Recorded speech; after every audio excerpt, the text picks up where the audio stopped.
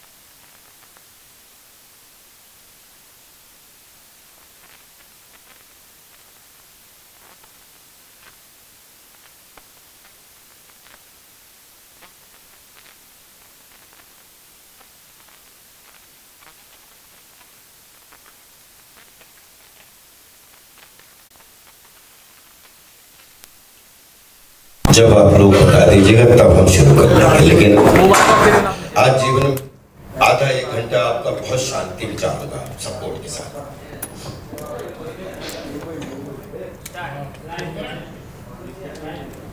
मेरा नाम सौरभ द्विवेदी है, मैं काउंसिल हूँ श्री राजपाल जी का। आज श्री राजपाल जी और साथ में मेरे एसोसिएट मिस्टर भास्कर उपाध्याय यहाँ उपस्थित हैं और हम ये चाह रहे हैं कि हम आपके सामने, क्योंकि कुछ सोशल मीडिया साइट्स में एक इंटरव्यू घूम रहा है जिसमें अनर्गल बातें करी गई हैं और साथ ही साथ कोर्ट के बारे में कुछ व्याख्यान देते हुए, तो हम ये चाहते हैं हम अपनी तरफ की बात बताएं और आप अपना एक इंडिपेंडेंट व्यू अपना लें और आगे की जो अपना पक्ष रखने के लिए श्री राजपाल यादव जी बताएंगे। नमस्कार दोस्तों,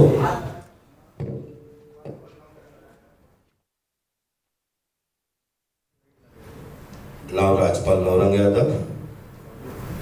मैं आपको 5 मिनट में मेरा परिचय जरूर रखना चाहूँगा, उसके बाद मैं मुद्दे पे आऊँगा। मेरा जन्म हुआ और इसके साथ में अगर विकिपीडिया या जो भी लोग जानकारी सोशल मीडिया पे देते हैं तो वो अगर कोई चीज़ उनके उस पर करेक्ट भी कर सकते हैं, क्योंकि ये जो आज बोला जा रहा है ये हर पाई हर मात्रा हर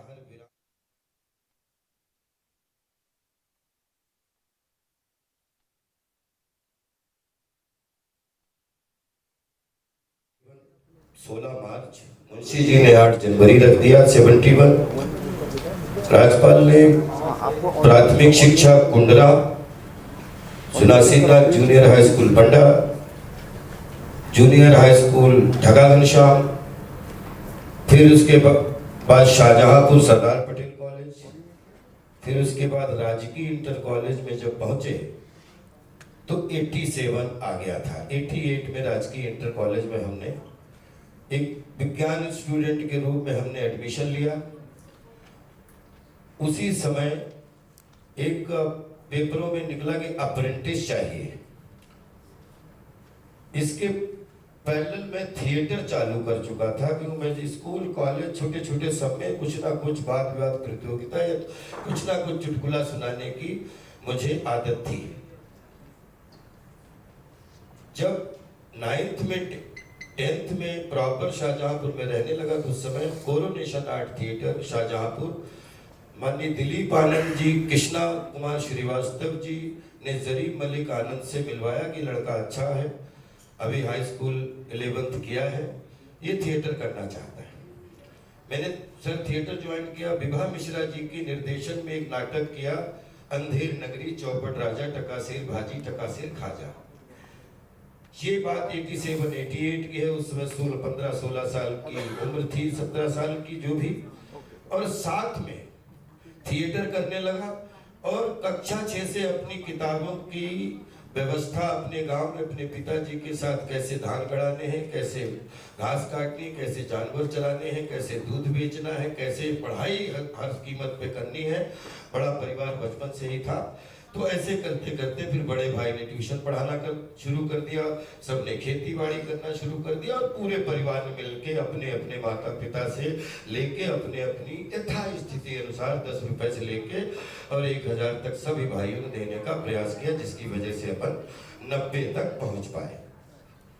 वहां पे निकली जगह है कि अप्रेंटिस चाहिए, मैंने उसमें फॉर्म भर दिया, उसमें 4000 बच्चे बैठे, मेरा सिलेक्शन हो गया। और जब सिलेक्शन हुआ तो पता लगा कि मैं फौजी टेलर बन चुका हूं। भारत सरकार रक्षा मंत्रालय के अधीन चलने वाली आयुध वस्त्र निर्माणी का मैं अब वो छात्र हूं जिसने 29वें बैच का तमगा शील्ड ले ली है और वो हाई स्कूल पास करने के बाद मांगी जाती थी। तो वहां पे मुझे ये चीज की, ये आज मेरा पूरा बैच अपने परिवार के साथ में शाहजहांपुर में आयुध वस्त्र निर्माणी रामलीला मैदान में आज पूरा बैच अपने बच्चों के साथ जीवन यापन कर रहा है और पेंशन तक पूरी व्यवस्था है। तो यहां तक इसलिए कि जो लोग बोलते हैं कि राजपाल यादव रोटी कपड़ा और मकान, दाल चावल रोटी और शिक्षा स्वास्थ्य संस्कार आचरण व्यवहार, ये सारी चीजें 1990 तक मैं अपने जीवन भर के लिए अपनी व्यवस्था कर चुका था। अब मेरी भूख नहीं भरी थी। मुझे अंगद का रोल करने का मौका मिला, वहां मनोरंजन के स्टेडियम ऐसा पैर जमा कि मैं वो नौकरी तो भूल गया साहब। मैंने कहा फौजी तो नहीं बन पाया, लेकिन फौजी टेलर का तमगा लेके अब अगर कपड़े भले न सिल पाऊं, लेकिन आसमान में इतने शब्द घूम रहे हैं ब्रह्मांड तक, उनको सिलने का काम अब अभिनेता के रूप में ही करूंगा। तो राजनीति भी उस समय खूब मोहल्ले लेवल पे करते थे, उसका बहुत शौक था, अभिनीति का बहुत शौक था, और इधर आयुध वस्त्र निर्माणी का मैं एक प्रॉपर फौजी टेलर हो गया था। सब शाहजहांपुर में छोड़ दिया कि मेरी भूख, मेरे मन की भूख कैसे मिटेगी, उसको एक ही चीज शांत कर सकती है, वो मेरी आर्ट है।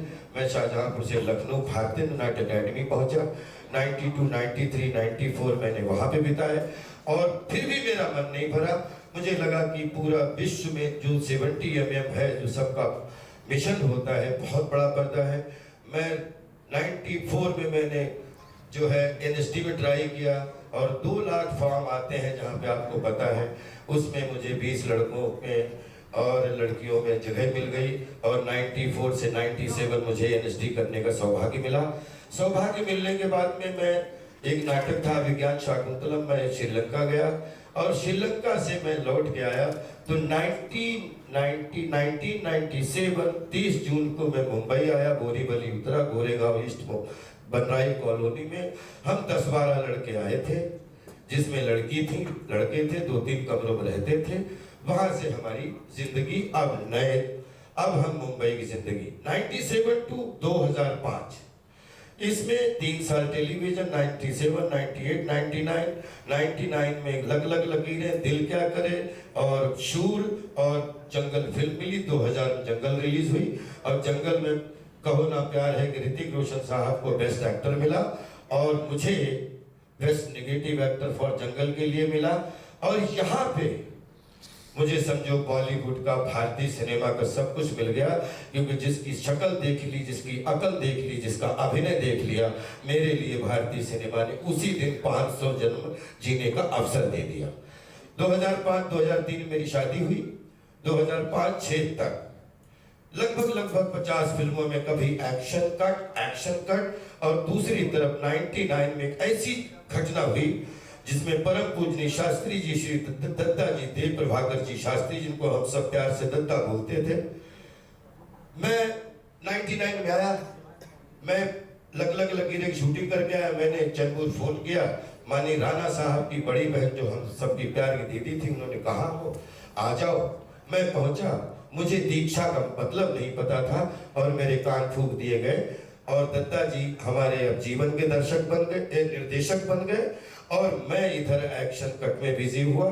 तो जैसे ही एक्शन कट 3 शिफ्टों में एक्शन कट और उधर चाहे देश के किसी मुंबई से लेके प्रयागराज से लेके संस्कार टीवी इस बात का गवाह है कि धर्म की जय हो, अधर्म का नाश हो, प्राणियों में सद्भावना हो, विश्व का कल्याण हो। एक तरफ ये नगरी चल रही थी, पटरी चल रही थी, और एक तरफ एक्शन कट की पटरी चल रही थी। 2006-07 तक जब 50 फिल्मों में काम करने का सौभाग्य मिला तो मैंने अपनी पत्नी से सलाह की कि अब हम लोगों को क्या करना चाहिए। तो मेरी पत्नी ने कहा कि आपके घर में आपका ड्रीम क्या था?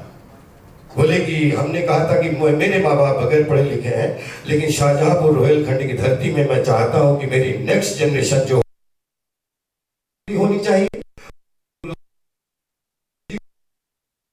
जगह मराठी बोलनी आनी चाहिए, गुजराती की जगह गुजराती बोलनी आनी चाहिए, हिंदी की जगह उसको हिंदी बोलनी चाहिए, और राष्ट्रभाषा, मातृभाषा, हर भाषा, क्योंकि 36 स्टेट की भाषाओं में बच्चों को सरवाइव करना आना चाहिए। सारा जिम्मा धर्मपत्नी ने ले लिया।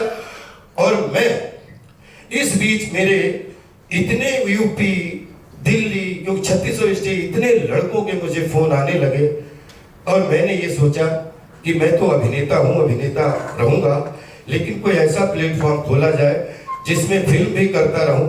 लेकिन हमारी आदत, जब से हम यहाँ पे सरवाइव कर रहे हैं, एक्शन कट बोला जाता है, 200-250 लोगों घर चलते हैं।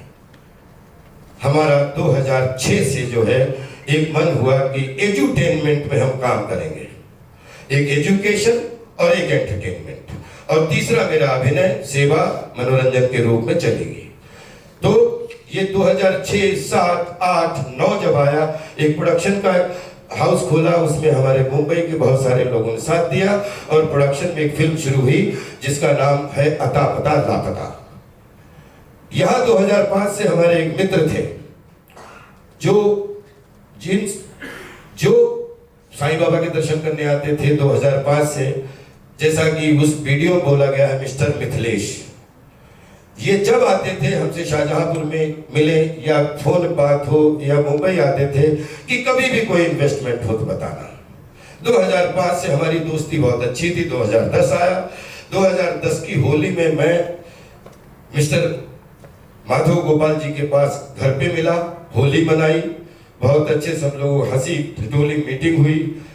और दूसरी चीज, मैंने बड़े भाई की तरह, क्योंकि हमारे शाहजहांपुर के बड़े धनी व्यक्तियों में सबसे एक हैं, और उन्होंने खूब अच्छे सम्मान के साथ में ये तय हुआ कि मिथिलेश जी लगातार बोल रहे हैं कोई इन्वेस्टमेंट हो बताना।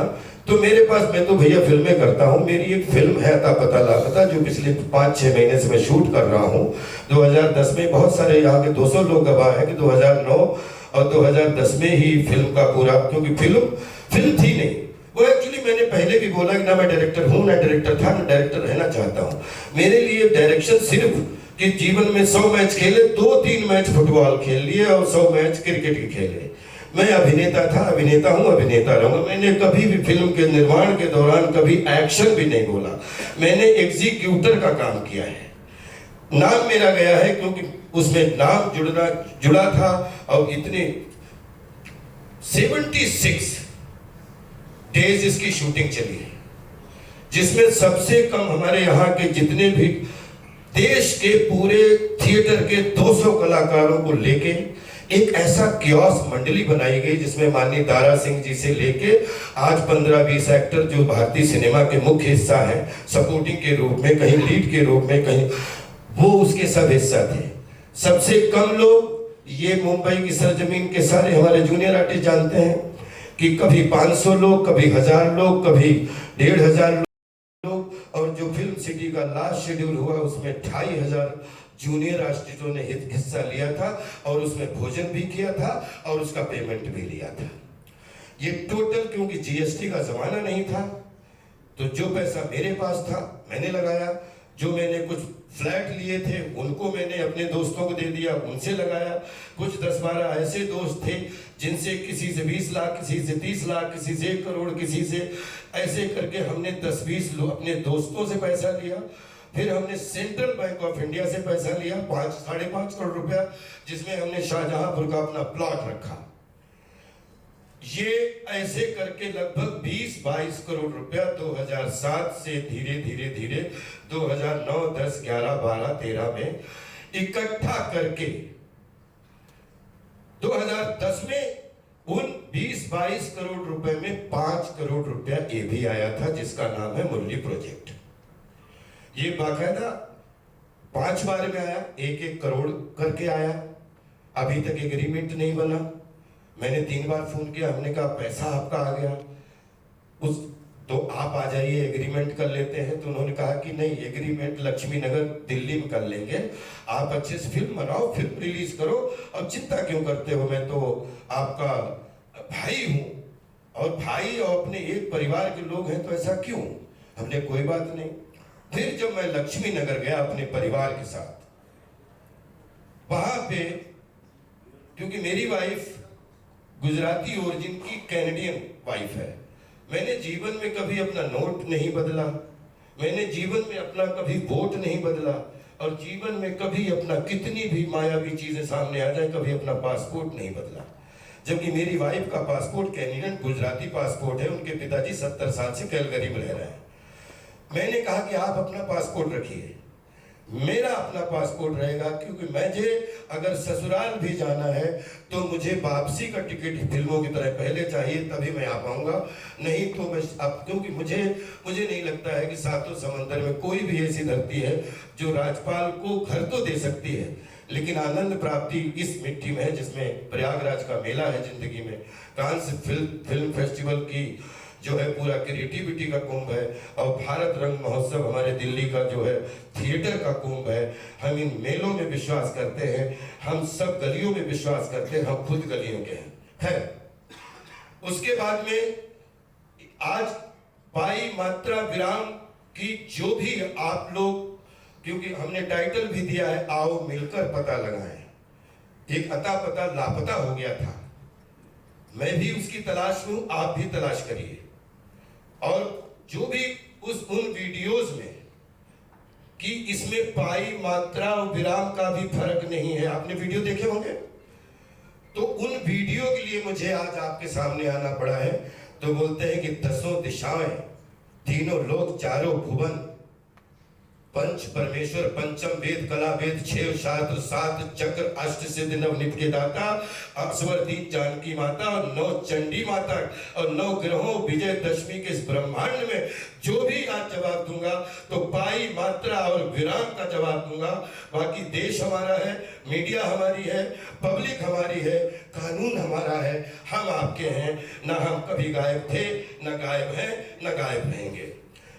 खैर, पहला एग्रीमेंट जब हुआ 2010 में हुआ, 5 करोड़ का 8 करोड़ जाना है रिलीज के बाद।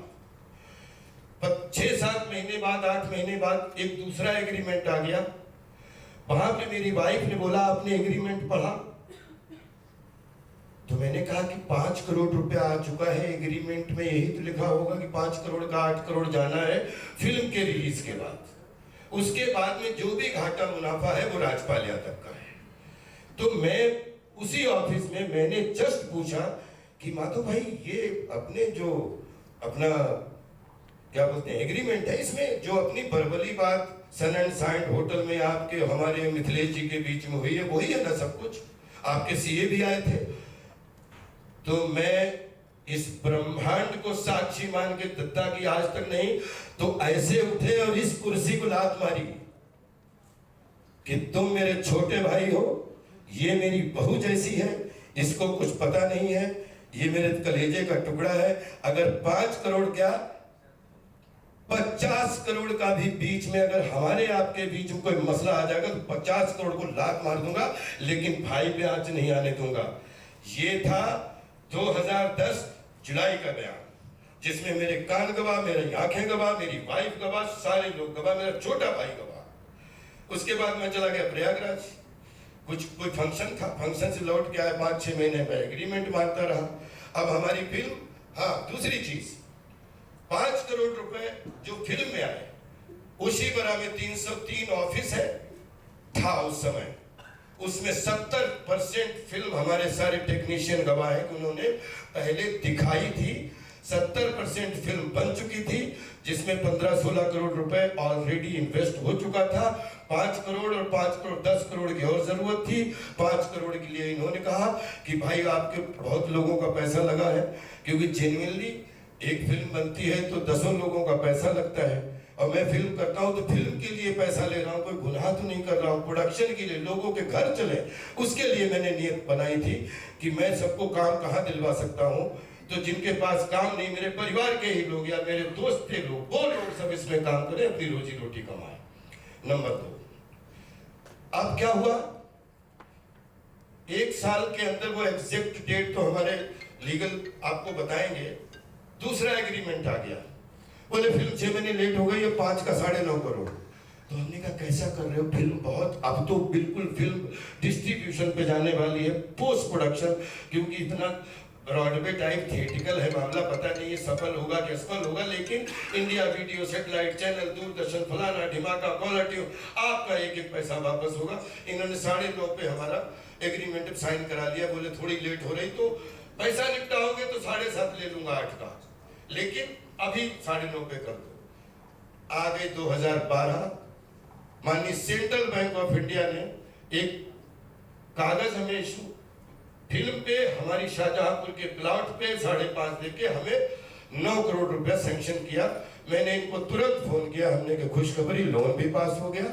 22 तारीख को म्यूजिक रिलीज कर रहा हूं और 12 अक्टूबर को फिल्म रिलीज कर रहा हूं, और ये अब इसमें जो भी है वो देश के सामने है। अब फिल्म या तो अच्छी बनती है, बुरी बनती है। फिल्म अच्छी, सब अच्छे लोग होते हैं, जब चल जाती है तो सब बुद्धिमान होते हैं, जब नहीं चलती है तो सारे बुद्धू हो जाते हैं। ये आज का नहीं, 100 साल का फिल्म का क्रिएटिव काम है। सर 2012 जुलाई में एक एग्रीमेंट हमारे पास, हमारे ऑफिस में गोरेगांव बंगलो था उस समय पूरा, आप आ गए, बोले 11 करोड़ 10 लाख पे साइन कर दो। मैंने कहा क्या कर रहे हो, अभी तो 22 सितंबर को तो रिलीज है, 22 सितंबर को माननीय बच्चन साहब से लेके सब लोगों का निमंत्रण, रंग शारदा पूरा बुक हो चुका है। आप निश्चिंत रहिए, आप मेरे रोहेलखंड शाहजहांपुर के हैं, शाहजहांपुर शहीदों की नगरी है। राज्यपाल 50 करोड़ के लिए भी टूट नहीं सकता है, राज्यपाल उसको फेस कर सकता है। तो 5 करोड़ की जो मेरे ऊपर लगातार कि मैं रोया, कि मैं घिघियाया, कि मैं ये किया, जबकि इनको भी पता है कि मेरे गांव में 2005 से पहले 5 करोड़ के तो ईंटें नीचे बेस में लगी हैं, जिसपे हमारा मकान खड़ा कर पाए, क्योंकि पूरे गांव का एक अलग ही वो था, जिसमें जो भी मकान बनवाते उसमें थोड़ी मिट्टी डलवा के ही मकान बनवा सकते थे। तीसरा एग्रीमेंट 2012 में आया तो 11 करोड़ 10 लाख रुपए उसमें लिखे थे, और विश्वास करिए मेरी वाइफ और सबका मुंह उतर गया, लेकिन हमने कि 7.5 भी ले लूंगा, लेकिन आप कर दो। ये थोड़ा होता है मतलब हमारे सीए और हमारे इनको दिखाने के लिए बहुत जरूरी है। अब आप रखो, मैं हूं ना आपके साथ। मैंने 11 करोड़, मैंने कहा जब आपके 8 करोड़ निपटने हैं तो 9.5 करोड़ निपटने हैं। फिल्म कमाएगी तो 11 करोड़ भी कुछ भी नहीं है, लेकिन फिल्म का कुछ भी हो, ये गारंटी मेरी है कि 5 का 8 करोड़ आपको मैंने बोला है, वो मैं आपको यहां से लेके, कहीं बोलोगे अपनी जमीन बेच के देनी पड़े वो दूंगा, लेकिन आप बार बार मत परेशान करो। 40 लाख रुपए उस समय इनको दे दिया गया। 40 लाख रुपए दिया, तब हमने फिल्म की म्यूजिक रिलीज अनाउंस की। इनको बोला कि आप आइए, मिथिलेश जी भी आए। बोले ठीक है, तो बहुत बढ़िया हुआ। 22 तारीख आई एक झमाझम, आप लोगों गूगल पे चले जाइए, म्यूजिक रिलीज ऑफ अता पता लापता, रिलीज बाय अमिताभ बच्चन साहब। अमिताभ बच्चन साहब स्पीक अबाउट राजपाल। मैं आपका टाइम ज्यादा, 5 मिनट का वो पूरा वीडियो है, आप देख लीजिएगा। उसमें एक गलती हो गई हमसे 23 सितंबर को। क्या हुआ, इतना बड़ा मेरी जिंदगी का फंक्शन हो रहा था। मैं 87 से लेके और 2012 तक कुछ ऐसे इंस्टीट्यूट, चाहे वो हमारा आयुध वस्त्र निर्माणी हो, चाहे वो कोरोनेशन आर्ट थिएटर हो, भारतीय नाट्य अकेडमी हो, और नेशनल स्कूल ऑफ ड्रामा हो, या मेरे डीडी वन का पहला एक्शन बोलने वाले दयाल निहलानी जी हो, ऐसे हमने 10 लोगों को उस सेरेमनी में बुला लिया। सेरेमनी जमा जमी बच्चन साहब ने उनको माला पहना दी, सबको सम्मानित कर दिया। ये मेरी जिंदगी का अगर गुनाह है तो लड़ाई यहीं पे है। यही मैं पिछले 10 साल से, क्योंकि अगर ये पाई मात्रा विराम नहीं आता तो शायद मैं आपके सामने बैठा नहीं होता। ये क्या हुआ, 23 सितंबर को मेरे पर्सनल सेक्रेटरी थे मेहुल को एक फोन आता है कि मैं शाहजहांपुर से बोल रहा हूँ, माधव गोपाल बोल रहा हूँ, कलिया सब नन्हुओं को, ये शब्द क्योंकि उस समय रिकॉर्डिंग नहीं थी तो यही शब्द होते कि सब नन्हुओं को माला पहनवा के बच्चन साहब से खुशी मिल गई। अरे मैंने कहा मेरा सगा बड़ा भाई जिसने मुझे ट्यूशन पढ़ा के बड़ा किया, वो सेरेमनी में बैठा था, उसको माला नहीं पहनवाई। हम लोग तो पार्टनर हैं, क्योंकि आप हमारे इन्वेस्टर, आपको रिलीज के बाद पहला पैसा तो आपको मिलना है। तो अगर आप यहाँ होते तो आप भी होस्ट कर रहे होते। अगर आप बोलते माला मेरा कुछ नाम हो जाता है शाहजहांपुर की गलियों में, तो मैंने कहा बिल्कुल आप आए क्यों नहीं, क्योंकि आपको तो 8 दिन पहले से मैं लगातार मैंने बताया कि मिथिलेश जी आप आइए, तो आप नहीं। अगर हम लोग पार्टनर थे तो मुझे नहीं लगता अपने घर में किसी मेहमान को बुला के मुंह मीवा मिट्ठू होना। मैंने अपने लिए भी माला नहीं पहनी। और ये उसमें एक रिक्शा वाला है, एक गली गली सेल्समैन सामान बेचने वाला है, एक नौकरी करने वाला है, एक आर्ट डायरेक्टर है, एक दयाल नीलानी जी डायरेक्टर है, जिसमें पहली बार उन 10 लोगों, सबों लोगों ने मेरे साथ बहुत अच्छा किया है। लेकिन 10 लोगों, सबों को तो माला नहीं पहना सकता, 10 लोगों को माला पहना सकता हूं। उनका चुनाव किया है, आप क्यों इसको इतना बुरा मान गए? बोले 1,500 करोड़ का आदमी हूं उस समय, क्योंकि मेरे कान कभी भी झूठ नहीं बोल सकते। दुनिया की किसी भी मशीन में मैं खुद एग्जाम देने के लिए तैयार हूं। 1,500 करोड़ का आदमी हूं। अब तो छोड़ दो, आधा पैसा मिथिलेश जी का लगा है, आधा मेरा लगा है, और अब तो तुम छोड़ दो, अब तुमसे कोर्ट में मिलता हूं। जुलाई 2012 में तीसरा एग्रीमेंट बना, जिसके अगस्त में, जिसके तारीख है, प्लीज आप सब लोग उसमें जाके फरवरी, मार्च, अप्रैल, ये इसके चेक दिए हुए थे। इसके चेक दिए हुए थे। 1 महीना बाद फिल्म रिलीज है। जैसे 22 तारीख को हुआ और पता लगा कि फिल्म स्टे हो गई माननीय हाई कोर्ट में। माननीय हाई कोर्ट में स्टे होने के बाद में मैं वहां पहुंचा। मैंने अपनी जो है प्रार्थना रखी।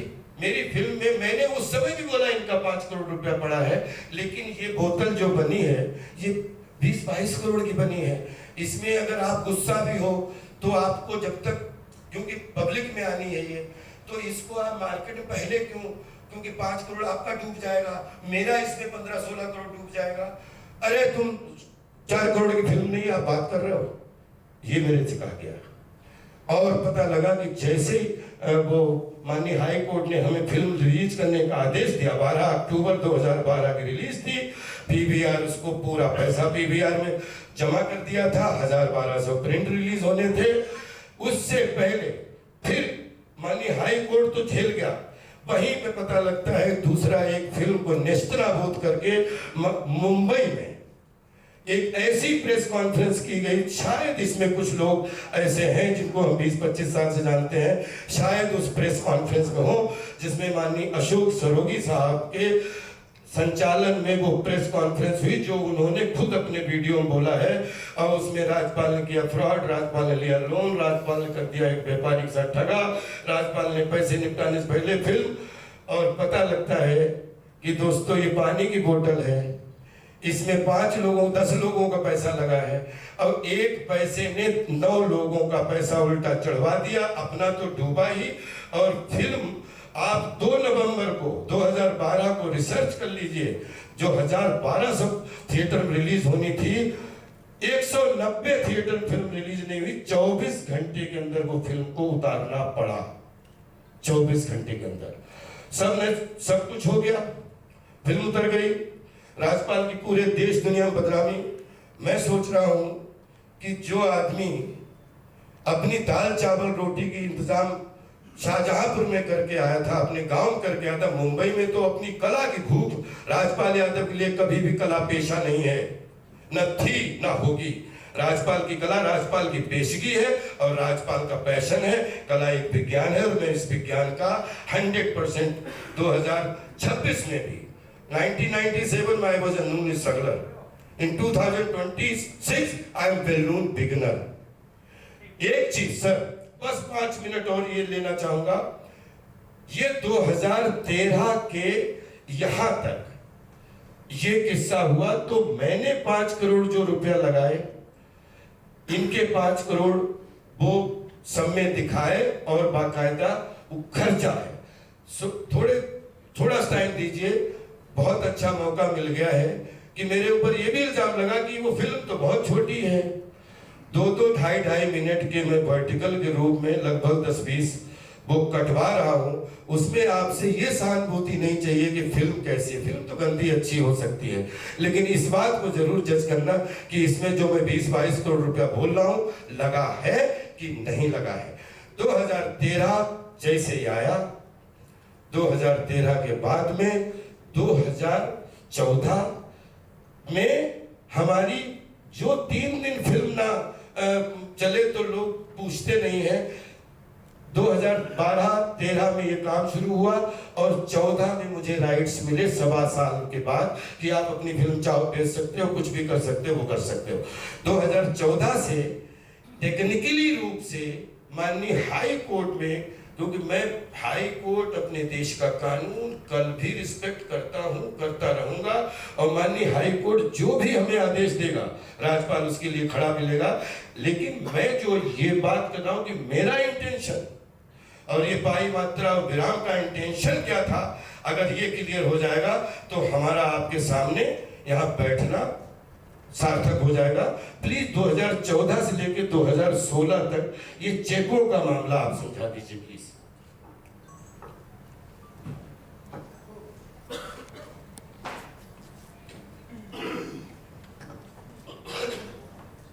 दोस्तों बेसिकली हम यहाँ क्यों बैठे?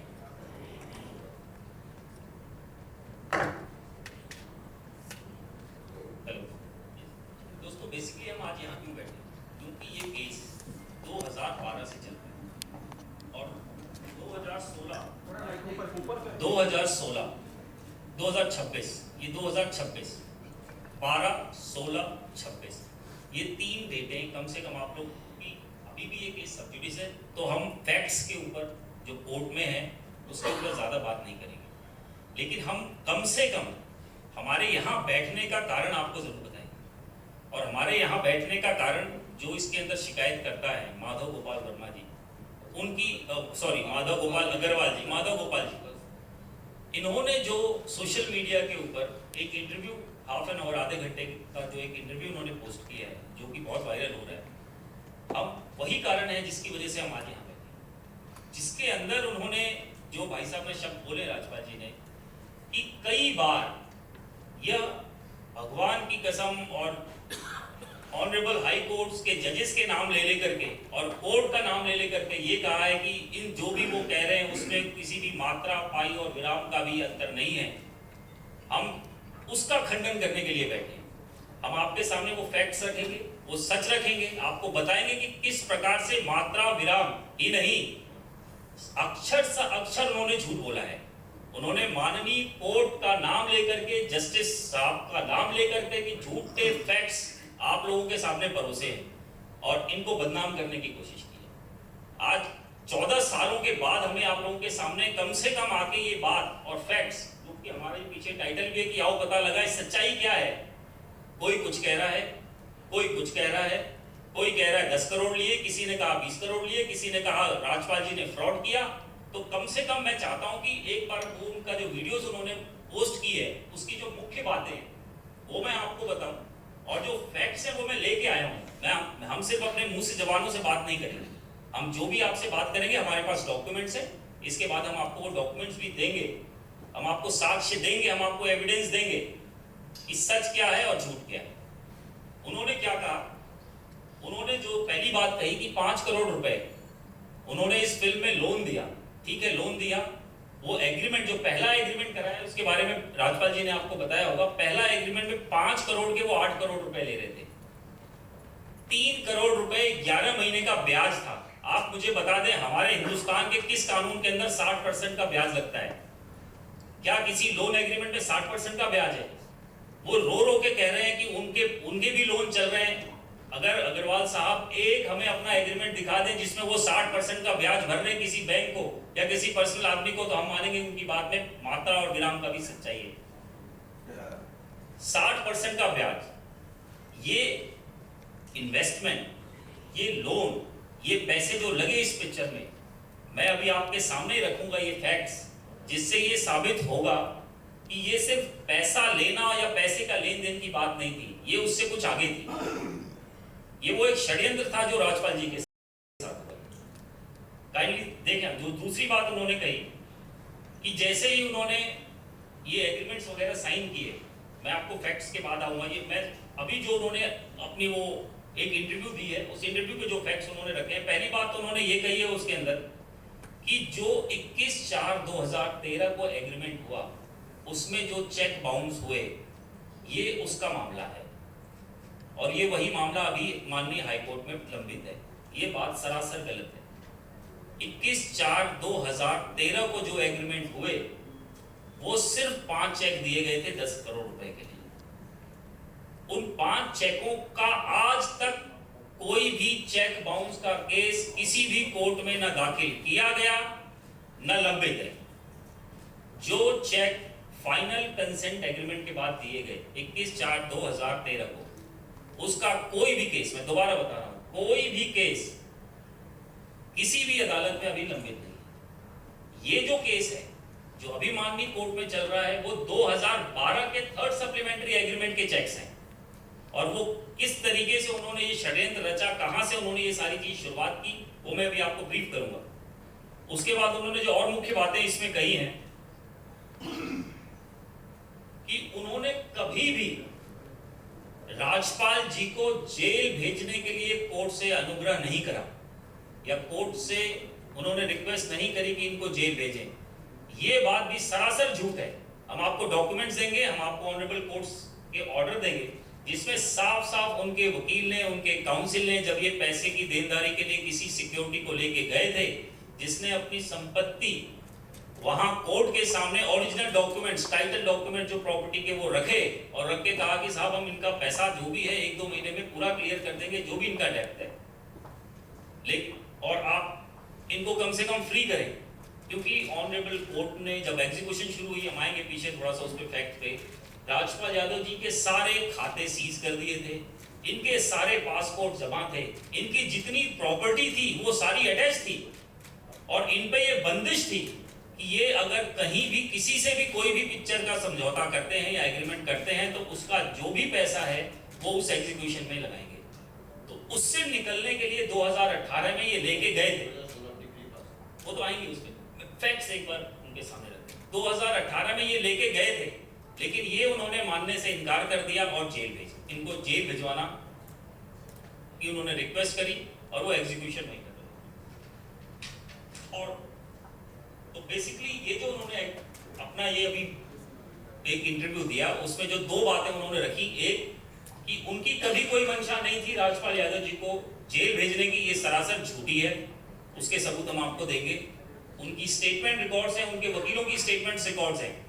उन्होंने सिक्योरिटी लेने से मना कर दिया, उन्होंने कहा इनको जेल भेजें और एग्जीक्यूशन का और कोई मोड उन्होंने नहीं सुझाया उसको सेटिस्फैक्शन के लिए, इसलिए वो केस वहां खत्म हो गया 2018 में।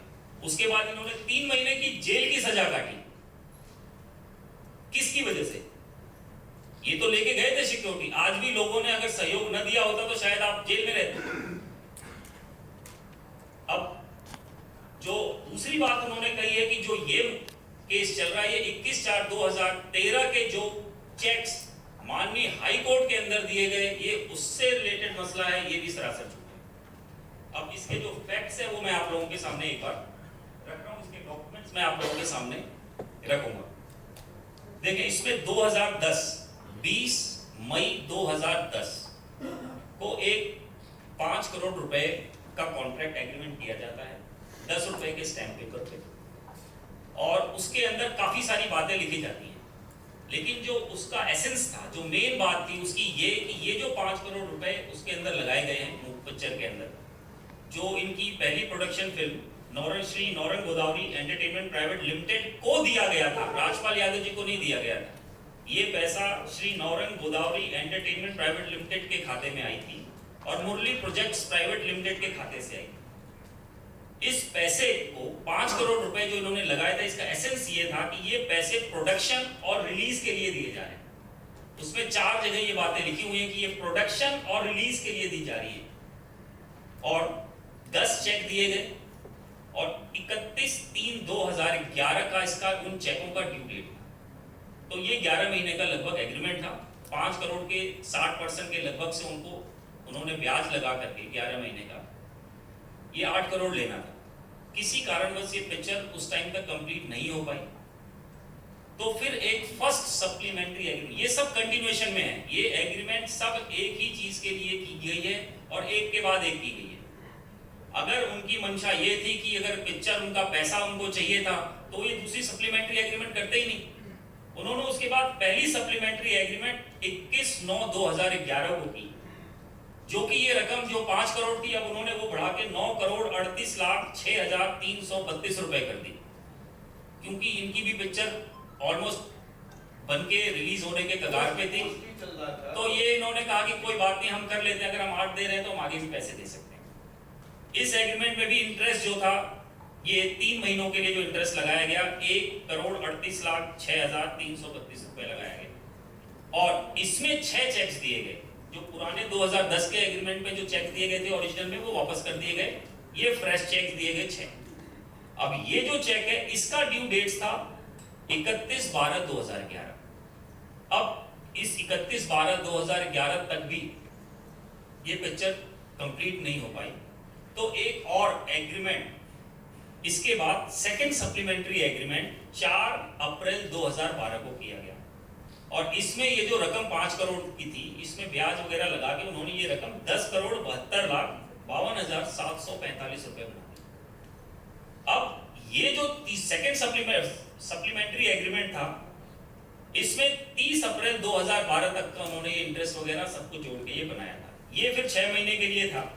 इसमें फिर से 11 चेक दिए गए और जो 2000 फर्स्ट सप्लीमेंट्री एग्रीमेंट के चेक्स थे जो 6 दिए थे वो वापस कर दिए गए। अब यहां से देखें, जहां से षड्यंत्र शुरू होती है, जो भाई साहब ने भी बताया कि 9 अगस्त 2012, ये बहुत जरूरी है डेट। इसमें क्योंकि वो पिक्चर जो सेकंड सप्लीमेंट्री एग्रीमेंट था वो 30 सितंबर 2012 तक का था, तब तक कंप्लीट नहीं हो पाई, तो एक और एग्रीमेंट किया गया जो कि थर्ड सप्लीमेंट्री एग्रीमेंट कहलाया था। ये थर्ड सप्लीमेंट्री एग्रीमेंट में जो 5 लाख की रकम थी वो बढ़कर 11,10,60,350 रुपए बन गई। अब आप देखें, ये लोन है, ये लोन है और ये हमारे हिंदुस्तान में चल रहा है। ये सब 60% का ब्याज, 5 करोड़ के 11 करोड़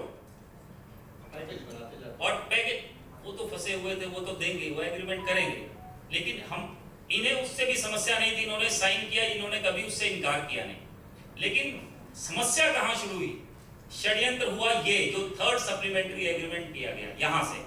अब इसमें जो मुख्य बातें हैं वो मैं आप लोगों को बताना चाहता हूं और यही है वो चेक्स, यही है वो सब जुडिस चेक्स जो अभी ऑनरेबल कोर्ट में है, तो इसलिए इस पे ज्यादा मैं फैक्ट्स पे बात नहीं करूंगा, सिर्फ आपको इसके जो महत्वपूर्ण चीजें हैं वो बताऊंगा। इस एग्रीमेंट के तहत 8 चेक दिए गए थे। पहला चेक 60,60,350 रुपए का और उसके बाद और 7 चेक 1.5 करोड़ रुपए के दिए गए थे। और जो इंपॉर्टेंट चीज है कि जो ये 60,60,350 रुपए थे, जब ये थर्ड सप्लीमेंट्री एग्रीमेंट किया गया 9 अगस्त 2012 को, तब तक 40 लाख रुपए माधव गोपाल जी को ऑलरेडी राजपाल जी ने दे दिए थे। इसीलिए ये एग्रीमेंट हुआ। ये किसी के रोने धोने यहाँ पे आकर के ये जो जिस तरीके से उन्होंने ये सारी अपनी स्टेटमेंट में कहा है कि हम वहां रोए, आंसुओं से रोए और ये सारी बातें झूठी हैं। कोई आदमी आंसुओं से भी रो रहा है और 5 करोड़ के 9 करोड़ और फिर 10 करोड़ और फिर 11 करोड़ भी बना रहा है। ये दोनों बात एक साथ नहीं चल सकती है। या तो वो आंसुओं से रो रहे थे या राजपाल जी आंसुओं से रो रहे थे, ये आपको ये कागज बता रहे हैं कि कौन आंसुओं से रो रहा था। अब इसकी जो मुख्य बातें थी कि इस चेक के अंदर तब तक, क्योंकि सितंबर, ये अगस्त 2012 के एग्रीमेंट है, सितंबर 2012 में इनकी म्यूजिक लॉन्च होनी थी, जो कि उन्होंने बताया अमिताभ बच्चन साहब लॉन्च करने वाले थे, और अक्टूबर 2012 में फिल्म रिलीज की डेट तय हो गई थी। ये सारी बातें इनको पता थी बहुत अच्छे से, इसीलिए ये सारे चेक्स जो दिए गए, इनका जो ड्यू डेट्स हैं वो 15 जनवरी 2013, 31 जनवरी 2013, 16 फरवरी 2013, 18 फरवरी 2013, 21 फरवरी 2013, 25 फरवरी 2013, 28 फरवरी 2013, ये ड्यू डेट्स थे चेक्स के। अब इन्होंने क्या किया?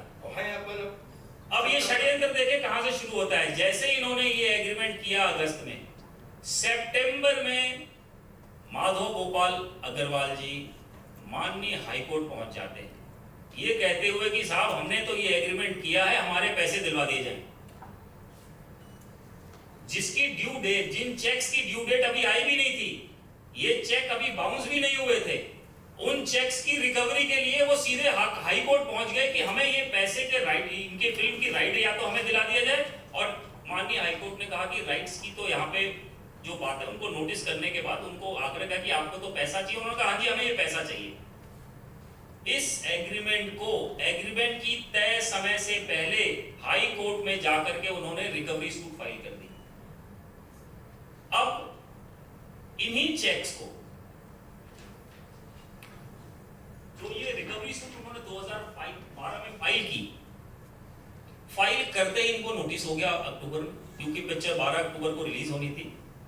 वहां इनसे एप्लीकेशन दे करके उनकी तरफ से कहा गया कि अगर ये अंडरटेकिंग दे देते हैं लिखित में कि जो चेक इन्होंने 2012 को ये दिए गए हैं ये क्लियर हो जाएंगे, तो हम इनकी मूवी रिलीज कर देंगे, हमें कोई ऑब्जेक्शन नहीं होगा। इन्होंने अंडरटेकिंग दे दी।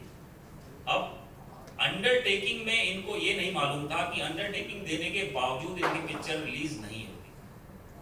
अब जैसे इन्होंने अंडरटेकिंग दी, उसमें ये बात आ गई कि आप अब जब तक ये 7 करोड़ रुपए तक चेक क्लियर नहीं होंगे, ये मूवी फिलहाल इसके राइट्स, सैटेलाइट राइट्स और जो भी इसके टेक्निकल चीजें हैं, जो राइट्स वगैरह होते हैं, वो इनके पास नहीं थे, उस पर तब भी रोक थी। वो राइट्स इनको 2014 में जाके मिले, 1.5 सालों के बाद। ये अपनी पिक्चर जो, जिसमें इनके अपने खुद के भी पैसे और बाकियों के भी पैसे लगे हुए थे, माधव गोपाल वर्मा जी अग्रवाल जी के सिर्फ 5 करोड़ रुपए थे। 5 करोड़ रुपए के लिए उन्होंने 22 करोड़ की पिक्चर को जेपटाइज कर दिया। अब आगे देखिए, अब इसमें क्या हुआ। जैसे ही ये कोर्ट में आया ये मामला, इन्होंने अंडरटेकिंग क्योंकि फेल हो गई, पिक्चर ऑब्वियस रेवेन्यू कलेक्ट होके आनी थी, पिक्चर रिलीज हो नहीं पाई, तो वो अंडरटेकिंग में जो कमिटमेंट्स थी, ये चेक जो जनवरी के थे, ये क्लियर नहीं हो पाए। इसमें जैसे हुआ, मैंने इनसे जनवरी में गया, मैंने कहा आपने तो बहुत गड़बड़ कर दिया, आपने सारी फिल्म अब इंडिया वीडियो सैटेलाइट चैनल, आपने 5 करोड़ के चक्कर में बदनामी भी कर दी, फिल्म भी रिलीज नहीं हुई। एक काम आप और करो, आप हमें 6 महीने, क्योंकि आपको नॉलेज नहीं है, आप हमें 6 महीने दीजिए। आपके जितने भी ये चेक हैं, इनको मैं अगले 6 महीने में आपके कर दूंगा सम्मानित। जो फरवरी मार्च के हैं उसमें आप हमें 6 महीने टाइम, मतलब सितंबर अक्टूबर नवंबर दीजिए, और 10 करोड़ 40 लाख रुपए पे हमारा तीनों लोगों का, इन लोगों का 10 करोड़ 40 लाख पे एक वो हुआ कि 10 करोड़ 40 लाख पे निपटा दो। 40 लाख दिए थे, 10 करोड़ पे आके जो 2014 में हम लोगों को जी। तो जैसे भाई साहब ने बताया, राजपाल जी ने, इसके आगे जब हाई कोर्ट में ये मामला आया, तो फिर से जो ये चेक्स दिए गए थे, ये तो चेक फरवरी 2013 तक के थे, ये तो हम 2018 अगस्त अक्टूबर 2012 में बैठे थे। इन्होंने फिर एक कंसेंट एग्रीमेंट किया, इन्हीं की कंटिन्यूएशन। ये सबसे महत्वपूर्ण, ये महत्वपूर्ण है, जिसकी बात उन्होंने उस वीडियो के अंदर भी कही है ये जो फाइनल कंसेंट एग्रीमेंट हुआ, ये हुआ था 21/4/2013। इस 21/4/2013 को ये ऑलमोस्ट 40 लाख रुपए पहले दे चुके थे।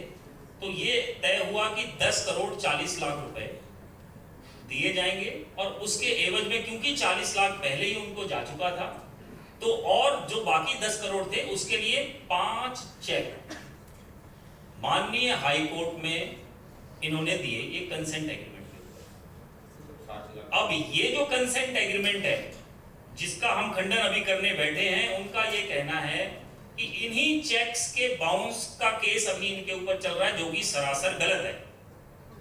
ये चेक्स जो फाइनल कंसेंट एग्रीमेंट के साथ दिए गए थे, इन चेक पे आज तक कोई भी 138 NI एक्ट के अंदर मुकदमा दाखिल नहीं किया गया। जो 2012, अब उससे भी जरूरी चीज क्या है, जो ये कंसेंट एग्रीमेंट है, इसके अंदर इन्होंने लिखा कि जो 2012 के हमने 8 चेक लिए हुए हैं, उसको हमने ऑलरेडी कोर्ट में डाल दिया है, क्योंकि वो सारे बाउंस हो गए थे और उसका मुकदमा NI एक्ट में आपका पंजीकृत हो गया है कड़कड़ुमा कोर्ट में, जो कि सरासर गलत है। उसमें से 2 केस, जो 7 चेक थे, 8 चेक थे, तो 8 के अलग अलग केस उन्होंने करे। तो जो 2 केस थे, ये जो 21/4/2013 का कंसेंट एग्रीमेंट है, इसके बाद 2 केस फाइल किया गया 27/4/2013। अब आप देखें किस तरीके से ये षड्यंत्र किया गया इनके साथ। कंसेंट में उन्होंने माना कि पुराने चेक्स में हमने केस डाल दिए, जबकि वैसा नहीं था। वो सारी कॉपी हम लेके आए हैं, अगर आप लोग को जरूरत होगी तो हम वो भी दिखाएंगे आपको। अब इसके बाद क्या हुआ, इसके बाद केस चलता रहा। इसी कंसेंट एग्रीमेंट के आधार पे कंसेंट डिग्री पास हुई 2016 में। 16 में डिग्री पास होती है, और उस डिग्री के अंदर ये सारी बातें फिर से बहस के लिए आती हैं कि भाई आपने 2012 का भी केस किया हुआ है चेक्स के ऊपर, और 2013 कंसेंट डिग्री जो है उन्हीं मुद्दों को लेकर उस पे ये आपकी एक कंसेंट डिग्री हो रही है। तो इसमें क्या दोनों चलेंगे? माधव गोपाल अग्रवाल जी के वकीलों ने वहां पे ये माना, और उस ऑर्डर शीट के अंदर लिखा हुआ है, उन्होंने कहा कि ये पैसा जो 2013 का एग्रीमेंट है, इसके हिसाब से अगर उनको मिल जाएगा तो वो पुराने केसेस को नहीं चलाएंगे, और वो पुराने चेक्स जो हैं और जो एग्रीमेंट्स हैं वो रिवाइव नहीं होंगे। उसके आधार पर माननीय हाई कोर्ट ने 2016 में कंसेंट डिग्री पास कर, मतलब पंचायत कर दी पूरी तरीके से 2016 में। अब आपकी ये 10 करोड़ 40 लाख रुपए की लायबिलिटी है, 40 आप दे चुके हैं, अब आपको ये 10 करोड़ रुपए देने हैं। और उसके अंदर यह भी साफ साफ लिखा कि इसकी जो रिकवरी होगी वो एग्जीक्यूशन पिटीशन में होगी। तब तक 1 करोड़ 54 लाख के आसपास पैसे चले गए थे। अब इसके बाद क्या होता है? इसके बाद 2016 में इन्हीं कंसेंट डिग्री के आधार पर, इसी कंसेंट डिग्री के आधार पर जो एग्जीक्यूशन उन्होंने फाइल की थी, वो लगभग 2 साल चला। उसी की मैंने शुरू में आप लोगों को बात बताई कि 2018 में इनके सारे खाते, 16 से ही इनके खाते सीज, पासपोर्ट जमा, इनके ऊपर कंडीशन, इनकी सारी प्रॉपर्टी अटैच। यहीं पे मैं 18 तक मैं अपने शब्दों में 1 सेकंड में बता दूंगा क्यों। क्या हुआ, जब 2016 में मुझे यह डिग्री पास हो गई तो मुझे ये बताया गया कि अब आपको टोटल 1040 जमा करना है। तो मैंने कहा ठीक है, तो पीछे का जो पैसा 1.5 करोड़ रुपया वो जो भी होगा वो जमा होके क्या हुआ कि 2017 आया, जैसे जुड़वा 2 शुरू हुई, लंदन गया। सबसे पहले जो भी 15 लाख रुपया आया, सबसे पहले हमारे मैनेजर साहब हैं, उन्होंने तुरंत कोर्ट में भिजवाया। फिर क्या हुआ कि उस समय 2018 को, उससे पहले हमारे एक अनंत दत्ताराम लाड़ जी हैं, यही के हमारे मित्र हो गए थे, उन्होंने एक आइडिया दिया कि राजपाल भाई आप मेरे पार्टनर बन जाओ, आप मेरे प्रमोटर बन जाओ, मेरे पास में कुछ जमीन ऐसी है जिसको हम अगर 2-4 साल के लिए गिरवी या बेच भी दें कोई फर्क नहीं पड़ेगा।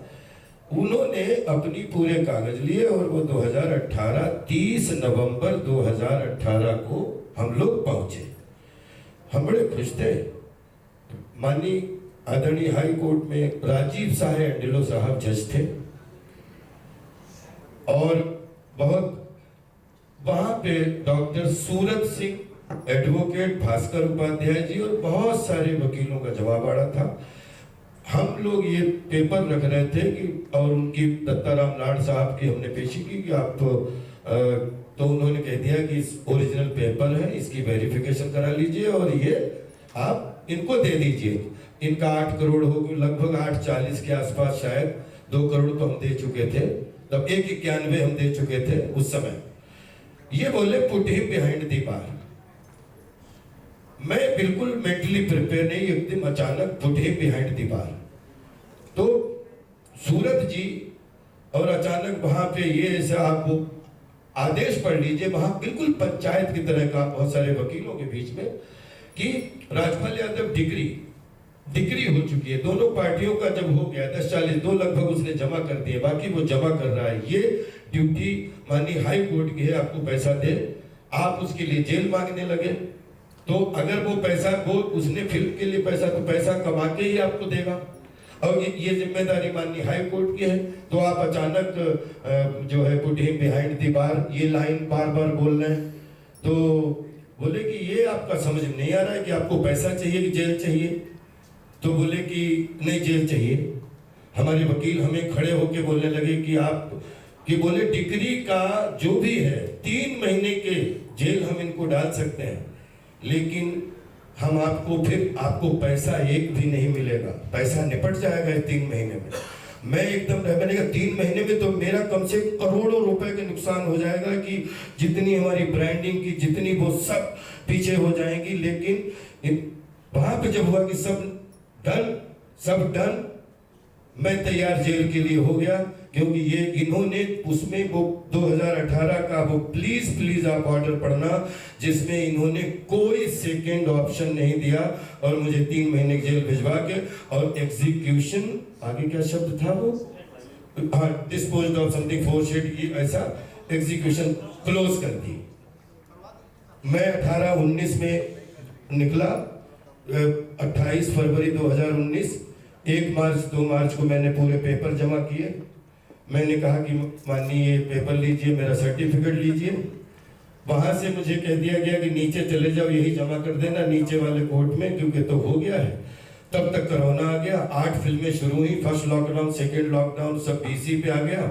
और मैं ये लगातार कि हमारा ये केस कब खत्म होगा, केस खत्म, और 2022 में तो इनके वकील, हाँ, अब जो है बेसिकली हम यहाँ सिर्फ यहीं तक खंडन करने के लिए थे कि 2013 में जो कंसेंट एग्रीमेंट हुआ था, उसमें जो चेक दिए गए थे, अभी जो मामला चल रहा है ये वो मामला नहीं है। ये उसके पहले जो एग्रीमेंट हुआ था 2012 वाला, ये उसका मामला है। वो सब जुडिस है, इसलिए हम उसके बारे में भी ज्यादा बात नहीं करेंगे, वो हम माननीय कोर्ट के सामने रखेंगे अपनी सारी बातें। अभी जो उन्होंने प्रेस कॉन्फ्रेंस करके ये झूठ फैलाने की कोशिश करी कि इन्होंने 2013 में जो चेक दिए हैं ये मामला उसका है, हम उसका खंडन करने के लिए आप लोगों के सामने आए थे। और दूसरी इस बात का खंडन करने के लिए आए थे कि जो इन्होंने कहा कि इनकी कभी मंशा इनको जेल भेजने की नहीं थी, इसका खंडन करने के लिए आए हैं, क्योंकि इन्होंने साफ साफ माधव गोपाल अग्रवाल जी ने सिक्योरिटी अमाउंट जो ये लेके आए थे, एक सिक्योरिटी को जो अपना वहाँ पे 2018 में एग्जीक्यूशन पिटीशन के को सेटिस्फाई करने के लिए अपनी प्रॉपर्टी तक अटैच करवाने के लिए तैयार थे, वो लेने से इनकार कर दिया और इनके लिए जेल चुनी। वो बकायदा ऑर्डर में लिखा हुआ है।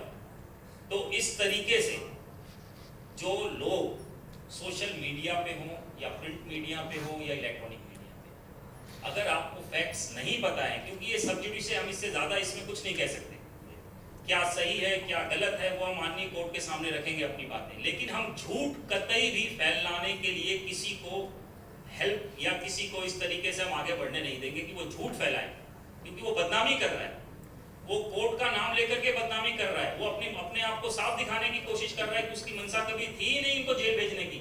जबकि अगर वो सिक्योरिटी अमाउंट ले लेता तो वो केस आज यहाँ तक बनता ही नहीं, सब खत्म था। उसकी मंशा पैसे की थी नहीं। तो इसके आगे जो भी फैक्ट्स या चीजें हम कोर्ट के सामने रखेंगे, क्योंकि वो सब जुडिस है, यहाँ तक बताना जरूरी था आप लोगों को कि उसकी मंशा पैसे लेने की नहीं थी, नीयत ही गलत थी, अदरवाइज वो 2018 में ही ये मामला खत्म हो गया होता। और दूसरी 21/4/2013 के चेक बाउंस का मुकदमा आज तक नहीं दाखिल हुआ और न ये वो केस जो अभी फिलहाल माननीय न्यायालय में। हाँ, अच्छा, मैं अंत में अब आप लोग प्रश्न उत्तर से पहले 2 मिनट आपके और लेना चाहूंगा। लगभग जो भी रखना अपनी बुद्धि से रख पाए वो रखा। राजपाल यादव को 2 मिनट आप जब राजपाल यादव ने 2006 में अपना गांव गोद लिया, 20 साल के लिए एक भाई छोड़ा, उसके बच्चे मेरी वाइफ पढ़ाए, लेकिन मैंने कहा मेरा सपना इस गांव में मैं कीचड़ में घूमा हूं, इसमें मुझे जूते पहन के घूमना है। पिछले 20 साल से मेरा भाई लगातार निरंतर नालियां बनाने, लेके मेरा पूरा गांव जिसमें 250 छप्पर पढ़ते थे, आज 250 मकान बन चुके हैं। आप लोग जाके फोटो खींच सकते हैं, जिसमें पूरी जो भी सुविधाएं मिलती गवर्नमेंट से, इससे उससे, बगैर किसी लालच के। लगातार मेरा प्रोडक्शन खोलने का कोई इरादा नहीं था। प्रोडक्शन खोलने की नीयत ये थी कि हमारे पीछे भी 100, 200, 500 अभिनेताओं की एक लंबी लिस्ट है। मैं चाहता हूँ सबके चूल्हे अच्छे जले, सबके चूल्हे अच्छे चले, क्योंकि हम कलाबाज लोग हैं, कला के लिए जीते हैं। फिर उसके बाद जब ये फिल्म का आया तो ये इसमें पता लगा 2008 की 9 की बात आपको याद होगा कि एक मंदी आई थी, 10-12 फिल्में फ्लोर पे थी, 3-4 करोड़ रुपया उस समय जो आज 40 करोड़ के बराबर मेरा मार्केट में था।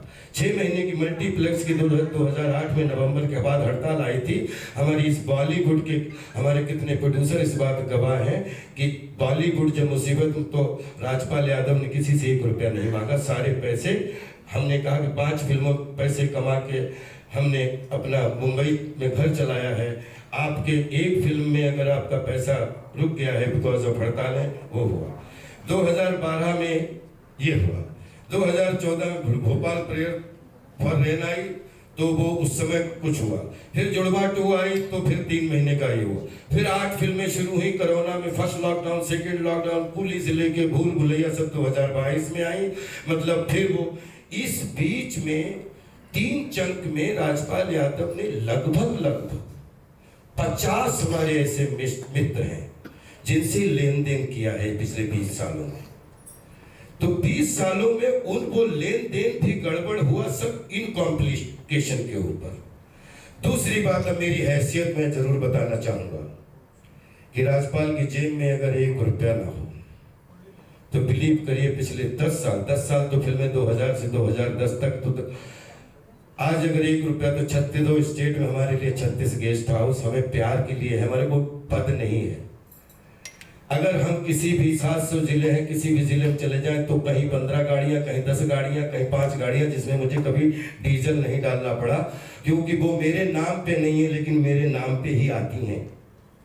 तो कम से कम इस भारत में 7000 गाड़ियों का मालिक है राजपाल यादव, और कम से कम 36 स्टेट में जितने जिले हैं उनमें हर जिले एक डीएम साहब होते हैं और एक एसपी साहब होते हैं, और कहीं भी जाऊं कोई पद में नहीं, लेकिन इतना अच्छा उनके बच्चों का मनोरंजन करता हूं तो वो रुकवाने की व्यवस्था कहीं भी करवा सकते हैं। दूसरी चीज, आज पिछले 10 साल में जो हमने सीखा, कोरोना के बाद में लगभग 1000 सब्जेक्ट पे हमने रिसर्च की, हमारी पूरी टीम गवाह है। कम से कम हमने 2 दर्जन सब्जेक्ट निकाले कि अगले 10 साल में हमारा भारतीय सिनेमा हमें उत्तर, दक्षिण, पूर्व, पश्चिम, मध्य में कितने रोल देता है। ये मेरा सौभाग्य होगा, लेकिन मैं भारतीय सिनेमा का पुत्र हूँ, टीम 11 का अभिनेता हूँ। मैं क्या करना चाहता हूँ कि मैं NSDBNA और थिएटर का पास आउट हूँ, तो सिल्वर जुबली तो हाफ सेंचुरी तो किसी भी तरीके से पूरी हो गई। अब गोल्डन जुबली में वो काम करूंगा जो मुझे तन में भी खुशी दे, मन में भी खुशी दे, और लोगों को भी नयापन लगे, क्योंकि every day is new day, upgraded version होना चाहिए। फिर अब 2026 में आपसे ये कहना चाहता हूं कि अगले 2032 तक, क्योंकि जैसे सब पार्टियां अपना अपना मिशन बनाती हैं, मैं भी कभी बताना तो नहीं चाह रहा था, लेकिन ये जरूरी बताना चाहता हूं कि राजपाल यादव ने पिछले 10 साल में जो सबक जो भी सीखा है, अगले 7 साल में 1200 करोड़ का राजपाल के पास में ब्रांडिंग का काम है, जिसके 4 एग्रीमेंट मेरे पास रखे हैं। वो पैसे 2012 से 35 के बीच में सारे 26 के अंत तक आपको रिजल्ट मिल जाएंगे। इसमें फिल्में नहीं है, किसी का 200 करोड़ का प्रोजेक्ट है तो किसी का 2000 करोड़ रुपए, किसी में फीस है तो किसी में शेयर है। एक चीज मेरे पास में 10 फिल्में ऐसी हैं जिसमें अभी 15 मई को भूत बंगला रिलीज होने जा रही है, उसके बाद में वेलकम टू द जंगल आ रही है, उसके बाद में हैवान आ रही है, उसके बाद में बहुत सारी लिस्ट ऐसी हैं जो अपन कर रहे हैं।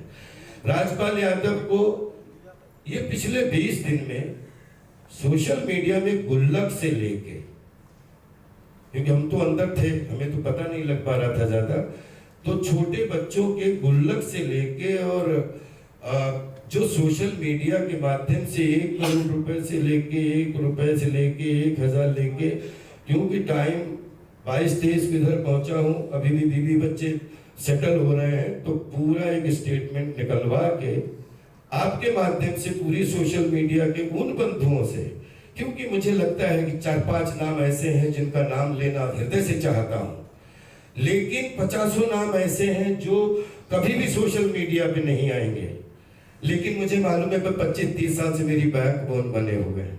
तो जो सोशल मीडिया के माध्यम से जिन्होंने मन से धन से मदद की, या सोशल मीडिया के बगैर जिन लोगों ने तन से मन से मदद की है, तो मैं उनका हृदय से आप सबके सामने नमन करता हूं।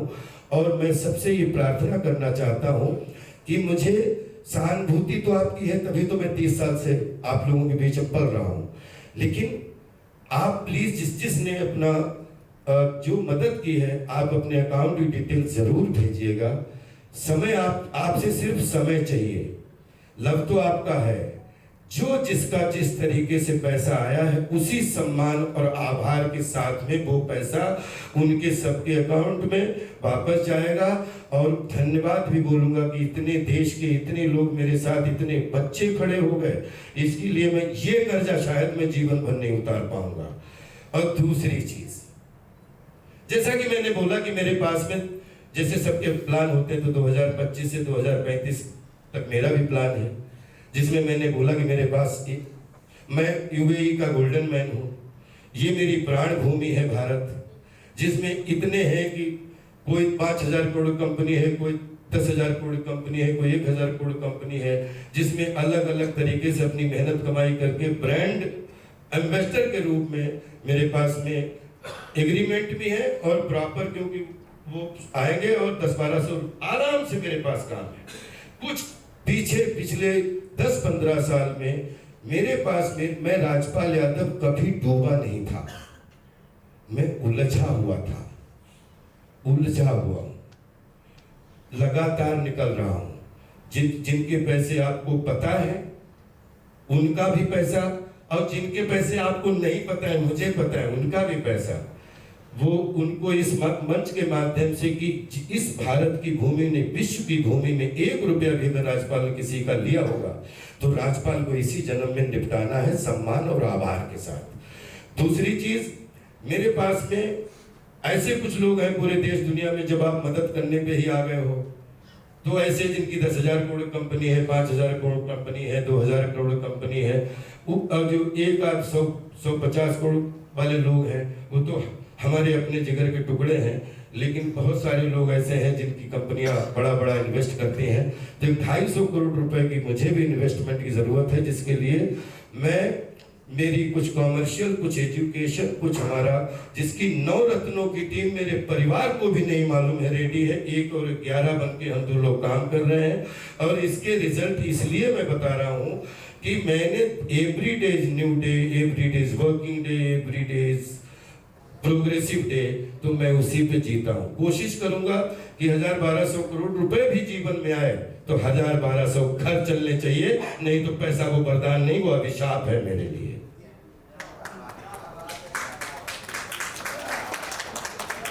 और बस और मैं जानता हूँ कि जिन जिन लोगों ने, बस इतना कहना चाहता हूँ कि कर्ज तो माता पिता का है, कर्ज तो गुरु जी का है, कर्ज आप सबका है, इस देश के प्यार का कर्ज है जिसको मैं लौटाना नहीं चाहूँगा। बाकी जो हाथ की कमाई है हमारे आपके घर में छपती नहीं है, ये सर्कुलेशन की चीज़ है, इधर से सर्कुलेट होती है, इधर आती है, इधर से दूसरी जगह जाती है, और सर्कुलेशन बिगड़ता है तो अगला सर्कुलेशन रुकता है। बस कोई प्रॉब्लम नहीं है जिंदगी में, यही है कि हंस के सीखा है जीना, हंस के ही सीखेंगे।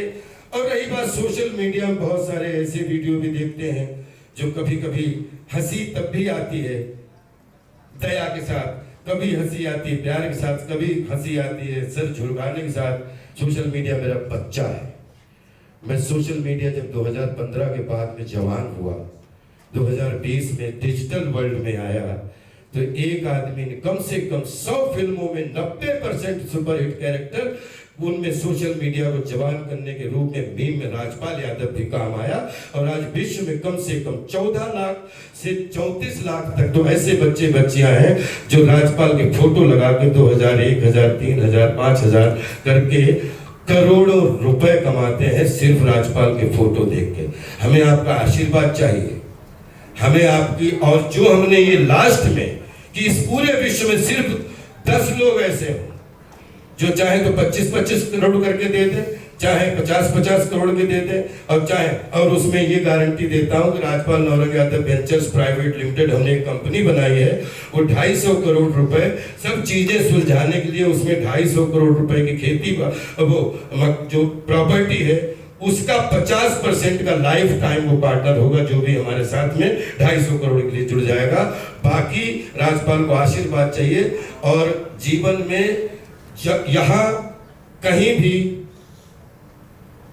Live like king and work like labour. राजा था, राजा हूं, राजा ही राजपाल रहूंगा। राजा चाहे जेल में हो, और राजा चाहे जेल में हो, चाहे जंगल में हो, चाहे बेल में हो, चाहे इंटरवेल में हो, राजा राजा होता है। और राजा भागता नहीं है, राजा छिपता नहीं है। बहुत सारे लोग अलग अलग आइडिया देते हैं, लेकिन राजपाल का व्यक्तित्व, जब मैं बोल रहा हूं कि मैं 105 फीट 2 इंच का हूं, तो मैं 105 फीट 2 इंच का हूं। मुझे समझने के लिए मेरा परिवार को भी, मेरे समाज को भी, मेरे सब साथियों को भी मुझे पढ़ने के लिए उतना खपना पड़ेगा। मुझे 11 साल की उम्र से आज तक मैंने कोई छुट्टी के नाम पे छुट्टी नहीं मनाई है। अगर किसी कहीं काम से गया हूं तो या तो व्यवहार के लिए गया हूं, या समाज के लिए गया हूं, या 2 रुपए कमाने के लिए गया हूं, लेकिन कभी भी छुट्टी मनाने के लिए भी किसी पर्यटक स्थल पे भी, अगर मैं प्रयागराज भी हर साल, संस्कार टीवी गवाह है कि मैं धर्म की जय हो, अधर्म का नाश हो, प्राणियों में सद्भावना हो, विश्व का कल्याण हो, हर घर अर्थपूर्ण अंजन, और हर घर मीनिंगफुल मनोरंजन। आपका सर्कुलेशन अच्छा रहे, आपका सर्कुलेशन अच्छा तो मेरा सर्कुलेशन 100% अच्छा। राजपाल का सपना ये होता है कि 10 दोस्त अगर हैं, उन्होंने आज 1 रुपए की मदद की, तो 10 दोस्त 500 करोड़ के हो जाए, तो 5,5000 करोड़ का राजपाल खड़ा है। और राजपाल को 5000 करोड़ क्या, क्योंकि इतना कद दे दिया आपने, पूरे 1 रुपया जेब में नहीं पड़ा, फिर भी 500 सेल्फी अगर राजपाल यादव दुनिया के हर एयरपोर्ट पे जेल खाने के बाद कटवा रहा है, तो विश्वास करिए राजपाल कोई तो ऐसी चीज होगी जिसमें नियत और इंटेंशन अच्छी होगी। और ये जो चला है ये नियत का गेम है। मैं इसको वादे के साथ, क्योंकि मेरा मेहुल और मैं गवाह हूं, मिथिलेश और माधव जी ने ये बिल्कुल रिवेंज की भावना में किया। बिल्कुल ये 3 लोग, इन लोगों ने हमसे प्रण लिया था, क्योंकि अगर इनके पास उस समय रिकॉर्डिंग होती दिखा देता। इन्होंने मुझसे कहा था कि 10-40 नहीं पहुंचे तो तुम्हारी 1-1 इंच दिखवा दूंगा। ये बात मिथिलेश ने मुझसे पूछी थी। तो मैंने कहा इस शहीदों की नगरी में, शाहजहांपुर में अगर कोई पैदा हुआ है तो या तो जान देने के लिए पैदा हुआ है, या जान लेने के लिए पैदा हुआ है। सब कुछ हुआ अच्छे के लिए हुआ है। शाहजहांपुर का बच्चा हूं। पूरे 7 समंदर में जितनी भी एजेंसियां हैं, जब जीवन में कुछ चुराना नहीं तो छिपाना क्या है। कोई ऐसा वकील नहीं बता सकता कि जिसको मैंने ये भास्कर जी से लेके मानी सौरभ जी से लेके नितिन पोद्दार साहब से लेके लगभग 12 वकीलों के पास में गया, मैंने कभी कोई वकील नहीं कह सकता 2-2-5 का आइडिया दिया हो। मैंने हमेशा ये बोला कि मेरा कुछ प्रश्न मेरे हैं, वो सिर्फ मुझे सुन लो।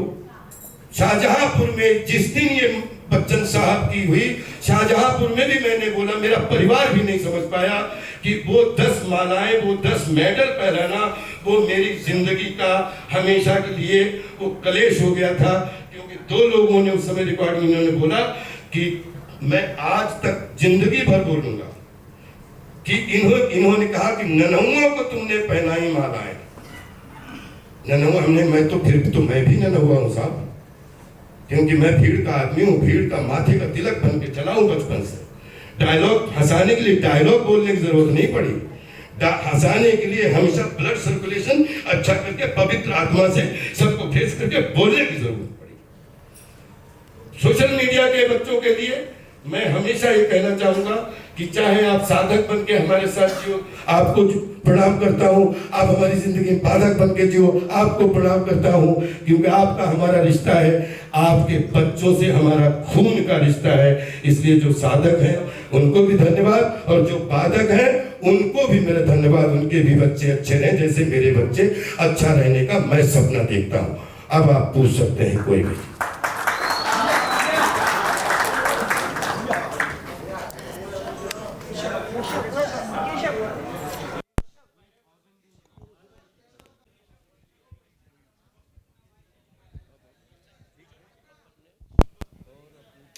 राजपाल जी, प्रशांत पांडे जी भैया जी, अमूमन क्या होता है कि जब आप इस तरह की मामला कुछ तो गड़बड़ है, कुछ तो फिर 23 सितंबर 2018 रात में बच्चन साहब की वो निपटी, और सुबह सुबह मेहुल का, ये गोल्डी भाई भी इधर ही होंगे, मेहुल का फोन, मेहुल हमारा पूरा वो उस समय का जितना वो संभाल रहे थे और हमारे पर्सनल सेक्रेटरी थे, उन्होंने कहा कि ये फोन आया, ये गड़बड़ जैसा लग रहा है। तो फिर उसके बाद में आपके सामने है जो कुछ भी है। राजपाल जी, अमित हूँ मैं दैनिक भास्कर से। ये फील्ड काफी इनसिक्योर वाली फील्ड है, और मतलब जब आप एज अ प्रोड्यूसर आते हैं तो ये मतलब सारे कैलकुलेशन किए जाते हैं, तो वो कैलकुलेशन आपने क्यों नहीं किया उस वक्त? एक फिल्म बनाई थी राज कपूर साहब ने, मेरा नाम जोकर जी। मैं तो एक किसान परिवार से आया, और किसान परिवार में ही दाल चावल रोटी, आपको बता चुका इसलिए अपना बायोडाटा सुनाया कि मैं दाल चावल रोटी का इंतजाम अपने कुड़रा और शाहजहांपुर में करके आया। भारतीय सिनेमा का हिस्सा बनने आया, पूरे विश्व की सिनेमा की सेवा करने आया। अगर मैं आपसे पैसे ले लूं, सोने की माइनिंग चलाने लगूं, तब तो गलत आदमी हूं। लेकिन 100 साल से फिल्म फाइनेंस फंड, 50 प्रोड्यूसर, कोई फिल्म डूबती है, कोई फिल्म अच्छी बनती है, कोई फिल्म बुरी बनती है। मैं भी एक्टिंग करते करते मुझे ऐसा लगा कि 100-200 अभिनेताओं के साथ कुछ ऐसा प्रयोग किया जाए जो फिल्म ना लगे, और टेलीविजन ना लगे, और थिएटर ना लगे, लेकिन तीनों का मिक्सअप लगे, एक सटारिकल साधारण बनाए। तो जो आदमी, वो आदमी सोचता है जिसको दाल चावल रोटी की चिंता होती, छोटे भाई, दाल चावल रोटी की चिंता ना करके जिस आदमी ने जीवन जिया हो, उसकी भूख हमेशा 20 साल के इंटरव्यू निकाल लीजिए तो राजपाल की भूख, राजपाल का आटा 8 है, और 8 में जीता हूं। मैं कभी नहीं सोचता उसमें घाटा होगा मुनाफा होगा, और आगे भी नहीं सोचूंगा, क्योंकि जो घाटा मुनाफा वाले लोग सोचते हैं वो व्यापारी होते हैं। मैं तो एक संस्कारी, ये मनोरंजन रूपी विज्ञान का आभारी रूपी विद्यार्थी हूं। जो कुछ भी मेरा है वो सबका है, क्योंकि जब मैं एक एक्शन हमारा सुनूंगा तो 250 लोगों का घर चलता है। मैं कहाँ अकेला, मैं जो भी करूंगा वो 250 परिवारों के लिए नहीं सोचूंगा। तो क्या अकेला कहीं मतलब हिमालय में घर बनवाने के लिए सोचूंगा? फिल्म की कर रहा था, फिल्म ही तो बनाई, फिल्म के लिए पैसा लिया, क्या गुनाह कर दिया ऐसा? 50 लोग समूह है जो फिल्म बनाते हैं, घाटा उठाते हैं, फिर पैसा चुकाते हैं। लेकिन फिल्म इंडस्ट्री में एक चीज जरूर बोलना चाहता हूं कि हम अपने 18-25 फेडरेशन से प्रार्थना करते हैं, नीरज भाई, हमारी आज पूरी फेडरेशन से जितनी हमारी 25 फेडरेशन है या 30 फेडरेशन है, हाथ जोड़ के प्रार्थना करता हूं कि ब्रांडिंग का एक रेजोल्यूशन पास कीजिए, एग्रीमेंट बनाइए, क्योंकि फिल्म बनती है फाइनेंस से, एक फाइनेंस का फेडरेशन से आप एग्रीमेंट बनाइए, वही एग्रीमेंट बाहर जाएगा जो फेडरेशन से पारित किया हुआ एग्रीमेंट होगा, वही ब्रांडिंग के लिए बाहर जाएगा कि जो ब्रांडिंग के लिए पारित किया हुआ फेडरेशन का, उसमें रिक्त स्थान छोड़ दो, लेकिन बेसिक फॉर्मेट हर कलाकार के लिए, हर इन्वेस्टर के लिए एक जैसा होगा, ताकि जब फिल्म कमाए तो पूरी दुनिया अच्छी, और जब फिल्म कोई गड़बड़ हो तो फिल्म इंडस्ट्री गंदी, बाकी सब अच्छे।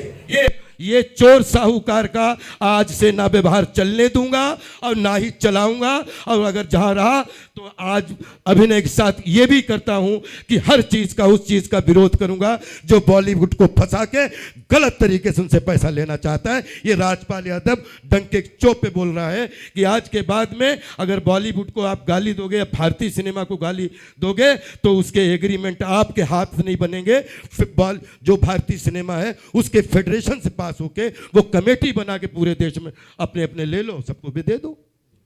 अच्छा, और राजपाल जी एक और सवाल था बस लास्ट। हाँ अरुण अरुण अरुण एक सेकंड।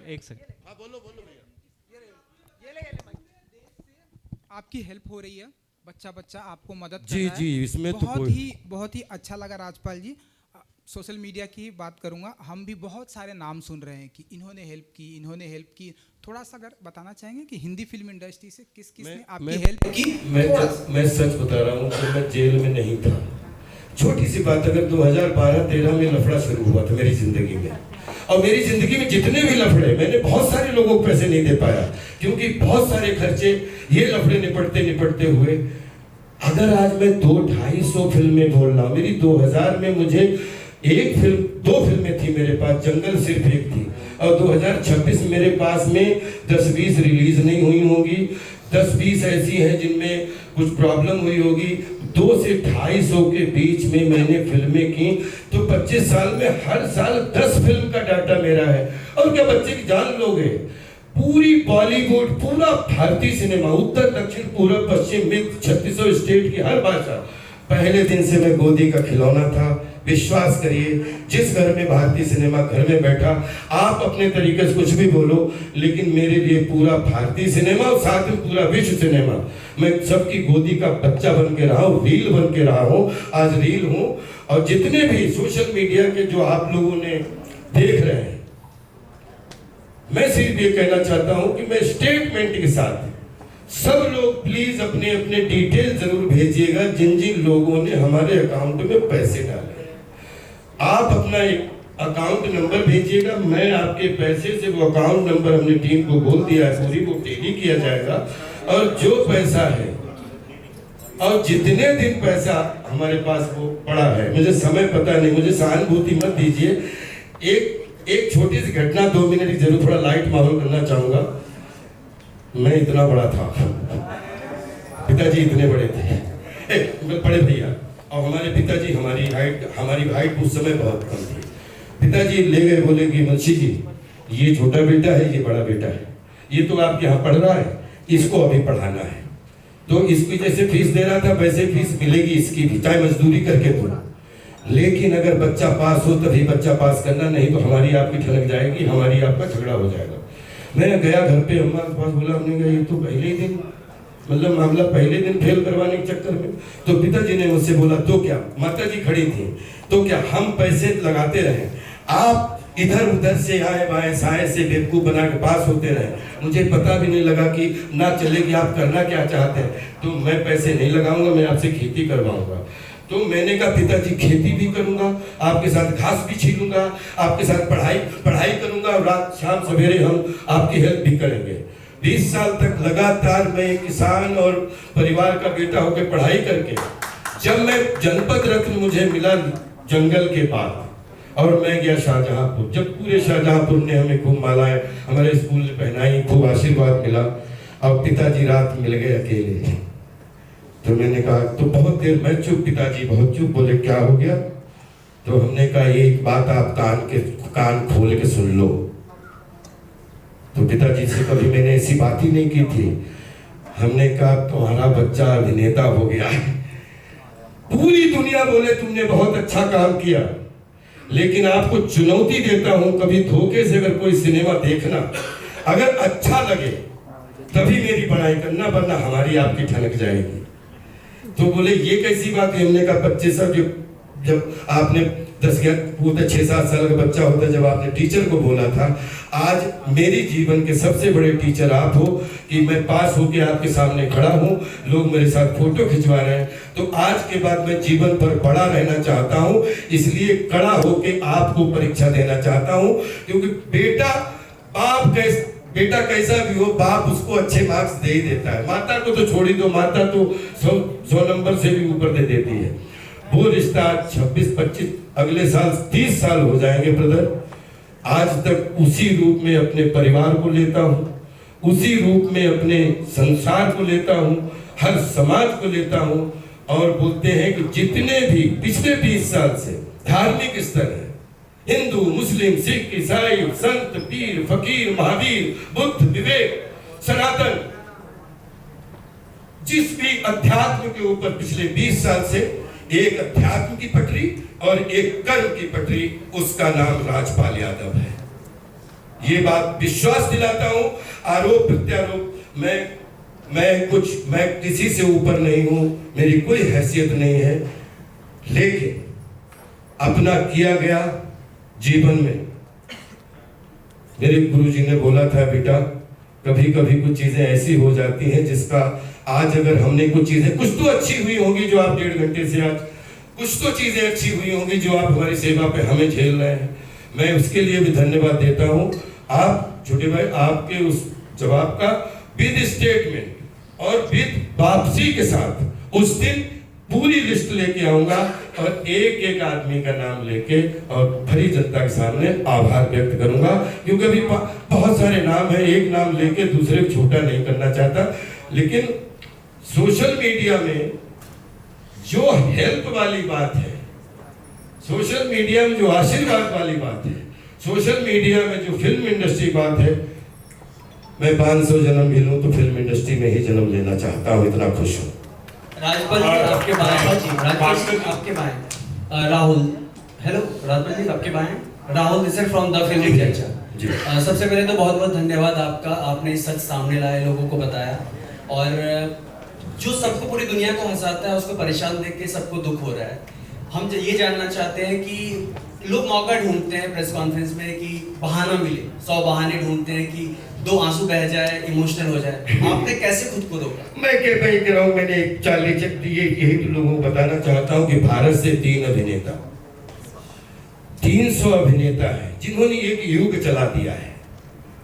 उनके अगर विश्व से एक अभिनेता चुनना हो तो चार्ली चैपलिन, विश्व के जितने भी आशीर्वाद रूपी सब हजारों संत पूज्य महात्मा, उसमें एक दत्ता जी मिल गए दिशा निर्देशक के रूप में, पंडित जी देव प्रभाकर जी शास्त्री जी। आज वो इस दुनिया में नहीं है, लेकिन वो हमें लगता है हमारे साथ है। दूसरी चीज, चार्ली चैपलिन साहब के बाद एक जैकी चैन हमें बहुत अच्छे लगते हैं। फिर उसके बाद में जब आएंगे तो अपने 100 साल के सिनेमा में बलराज साहनी साहब से वक्त लेके, भारत भूषण साहब से लेके, और बोलते हैं धर्मेंद्र साहब, जितेंद्र साहब, जितने भी जो है राजेंद्र जी और महमूद साहब, संजीव कुमार साहब, जितने नाम लूं यहाँ, वरुण धवन तक, लगभग पिछले 100 साल में 20-25 अभिनेता हैं जिन्होंने ये भारतीय सिनेमा को पूरे विश्व में पहुंचाया है। तो मुझे ऐसा लगता है अगर मुझे चुनाव करना पड़े तो चार्ली चैपलिन, दिलीप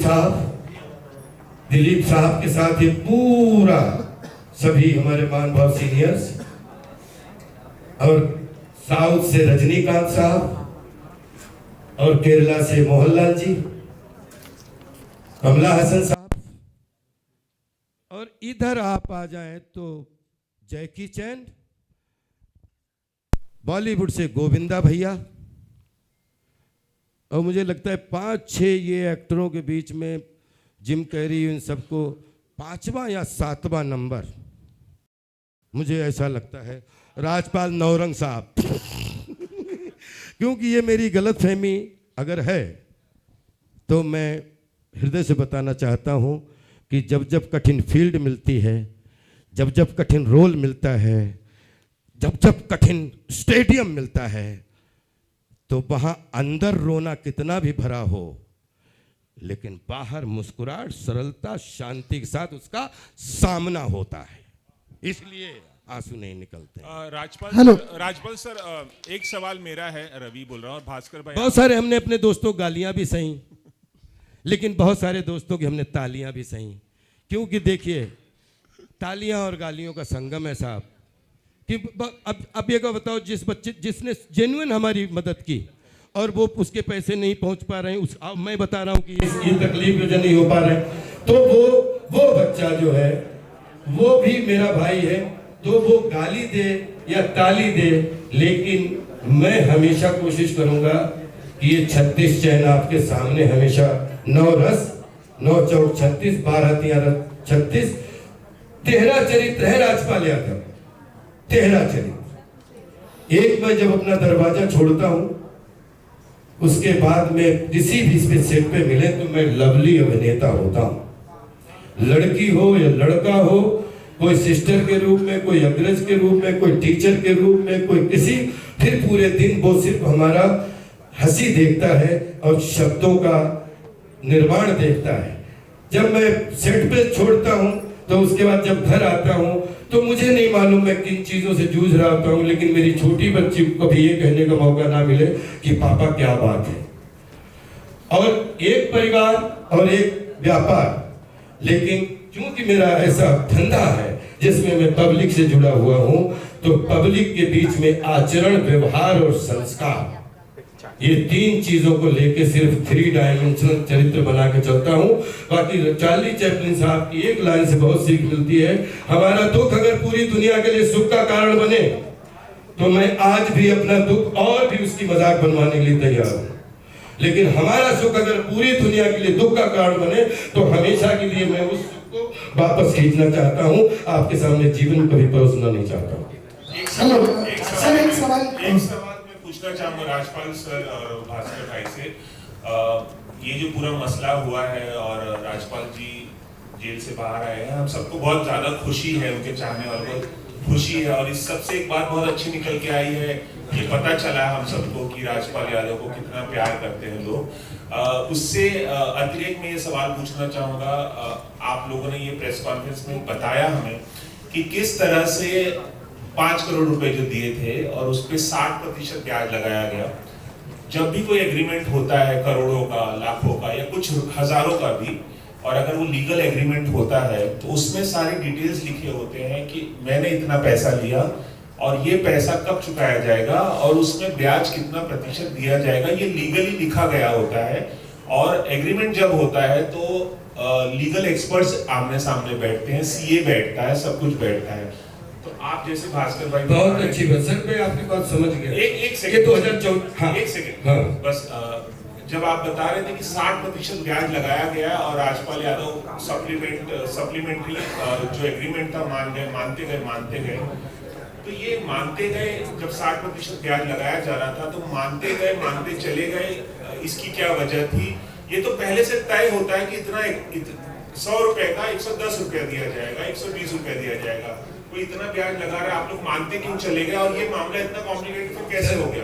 मैं इसका उत्तर क्यों, भास्कर जी उस समय पिक्चर में नहीं थे सर, मैंने पिछले 200-250 फिल्में की हैं, तो सब एग्रीमेंट तो ऐसे, अगर मैं एग्रीमेंट पे तो सारे एग्रीमेंट लफड़ाइल हो गए सर। ये मैं बोल रहा हूँ कि इसकी भावना को समझो, ये कभी भी मुकदमे के लिए कोई सपना ही नहीं था, ये 3 लोगों के अभिमान की लड़ाई है। मैं फ्रॉम द मानी कोर्ट में भी पहले दिन से बोल रहा हूँ कि इनको पैसा नहीं लेना है, ये 5 करोड़ रुपए के लिए ये मुझे चाहते हैं कि मैं इनके चरणों में गिर जाऊं। ये पैसा तो 2013 से लेके कभी मना नहीं किया, मैं कह रहा हूँ कि 5 करोड़ रुपया पहले आ गया। मैं लक्ष्मी नगर ऑफिस में गया, जेन्युइनली मैंने नहीं पढ़ा, मैं सिर्फ साइन करता, क्योंकि मेरे लिए सुनिए मैं कह रहा हूँ कि मैंने जो साइन किए उसी को तो मैंने 18 में 10 करोड़ 40 लाख निपटाए। मैं कहाँ मना कर रहा हूँ कि मैंने गलती नहीं की, मुझे पढ़ना चाहिए था, क्योंकि ये मेरे घर का मसला था इसलिए मैंने वकीलों को इन्वॉल्व नहीं होने दिया, क्योंकि थोड़ा इमोशन क्या होता है, कभी कभी कुछ बात की वैल्यू होती है, कभी कभी कुछ रिश्ते की वैल्यू होती है। जो आदमी खुद 1000-1500 करोड़ का आदमी है, एक फोन पे एक मीटिंग में इधर आया, उसने सर्वे किया, 5 करोड़ रुपया पहुंचा दिया, तो वो मेरे खिलाफ कौन सी कॉन्स्पिरेसी करेगा? आप मानते हैं कि आपकी तरफ से गलतियां हुई? मेरी तरफ से गलतियां तो बचपन से हो रही हैं। मैं ये बोल रहा हूँ, मैं गलतियों का पुतला हूँ।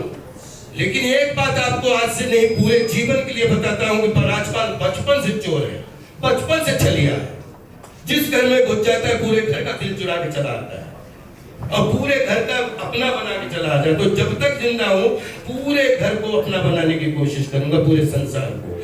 ये जो मसला है, इसमें नहीं इन्वॉल्व था, ना वकील इन्वॉल्व था, इवन बीवी को इन्वॉल्व नहीं होने दिया। वही तो बता रहा हूँ कि इस एग्रीमेंट में फिल्म रिलीज होने के बाद 5 का 8 करोड़ रुपया माधव जी को मिलेगा। उसके बाद जो भी है मेरा है। फिल्म 1 करोड़ एक सेकंड इसमें ऐड करूंगा। अगर आप कहते हैं कि विश्वास करना गलती थी, तो इन्होंने गलती करी, इन्होंने विश्वास किया। इंटेंशन गलती नहीं थी, वही गलती है, विश्वास करना ही गलती है। 100% इंटेंशन। अगर हमने जितने भी साक्ष्य रखे हैं, मानी हाई कोर्ट कानून की शरण में सब लोग, कानून से बड़ा कोई नहीं है। मैंने जिस दिन मैंने इनसे 3 बात बोली कि 5 करोड़ रुपया या तो उधार हो सकता है, 5 करोड़ रुपया फ्रॉड हो सकता है, 5 करोड़ रुपया इन्वेस्ट हो सकता है। तीनों चीजें कैसे 5 करोड़ हो सकती हैं? वो 5 करोड़ में अगर आप कहते हो कि एग्रीमेंट बना, तो मैं आपसे पूछता हूँ फिर ये फ्रॉड कैसे है? इंटेंशन बताइए। जब आपने एग्रीमेंट 3 एग्रीमेंट बना लिए, फिर आपको शर्म आनी चाहिए कि राजपाल ने किया फ्रॉड। लेकिन आपने बोले कि राजपाल ने फ्रॉड किया। न्यूज आई पूरी, आप 2012 की आप देख लीजिए, न्यूज़ें देख लीजिए, रिसर्च कर लीजिए। मैं कह रहा हूँ कि चलो लोन भी मैं मानता हूँ, तभी तुम 2018 में चुकाया। अगर लेकिन आपका इंटेंशन विश्व की अदालत में, दुनिया के उसमें, मेरा इंटेंशन था कि मैं 20 करोड़ का हिसाब देने के लिए तैयार हूं, और आप वीडियो के माध्यम से बोलते हैं कि 5 करोड़ का 25 करोड़ हो गया। मैं तो ये आपका सुनने के लिए तरस रहा था कि आपका 5 करोड़ का जब 2026 25 करोड़ हो गया, तो मेरा 16 करोड़ 160 करोड़ का हो गया। अब वो 160 करोड़ रुपया सिर्फ आपके 5 करोड़ के, इसने इतनी बदनामी, यही तो धमकी। वो लोग बोलते हैं कि 60-70 आदमी, सोचिए राजपाल तो गुंडा हो गया। फिर 60-70 लोगों के साथ, बताओ। मैं जाता था किसमें? हाई कोर्ट में। ये सब वीडियो सुना ना आपने? 60-70। फिर थोड़ी देर बाद बोलते फिर तो मैं तो कोर्ट ही जाना बंद कर दिया था, ये भी बोल रहे हैं। माननीय हाई कोर्ट की घटना बताता हूं, जिसका इसी किस्से से लेना देना है। कौन से सन की बात है? 2018 की, 2016 की। एक डिग्री पास हो गई थी उससे पहले। सर क्या हुआ कि नीचे कड़कड़ डुबा में हमारे खिलाफ में वारंट कट गया। माननीय हाई कोर्ट ने जो मुझे, मतलब मैं चरण छूता हूं उस जमीन के। मैं 19 तारीख को मेरी जमानत हो जाती, मैं चला जाता हूं हिमाचल शूटिंग करने। अब मैं 27 तारीख को माननीय हाई कोर्ट में पेश होता हूं।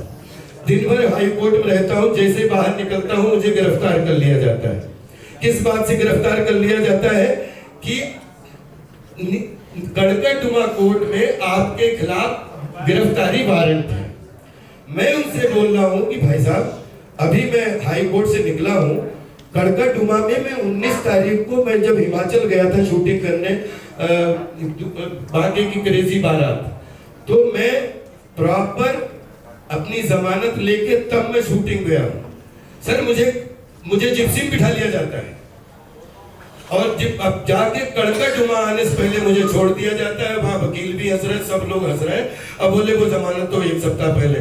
दूसरे दिन जब माननीय हाई कोर्ट में हमने अपनी शिकायत क्या ये रखा कि मैं, तो उस दिन वो क्या हुआ था, उस दिन के वो आप वो भी प्लीज दीजिएगा कि उस इतना, ये भी इतनी डांट पड़ी कि आपकी हिम्मत कैसे हो गई कि आप हाई कोर्ट के किसी उसको आप बाहर से गिरफ्तार कैसे, कितना बड़ा बलवा हुआ और बाद में तो हमें क्या है, मैं कह रहा हूँ, मैंने जब 2014 मैंने ये बात बोली थी कि ये लड़ाई पैसों की नहीं है, पैसों की लड़ाई होती तो बहुत पहले निपट चुकी होती। ये अभिमान की लड़ाई है, ये होरी महाजन की लड़ाई है, ये मर्चेंट ऑफ वेनिस की लड़ाई है, वेनिस के सौदागर की लड़ाई है।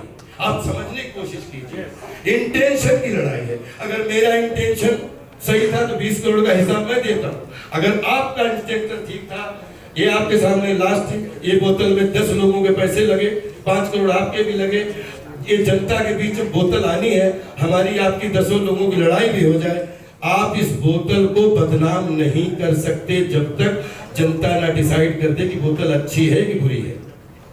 आपने बोतल को मार्केट में ही आने से जीरो कर दिया, मार्केट में आने से पहले ही जीरो कर दिया।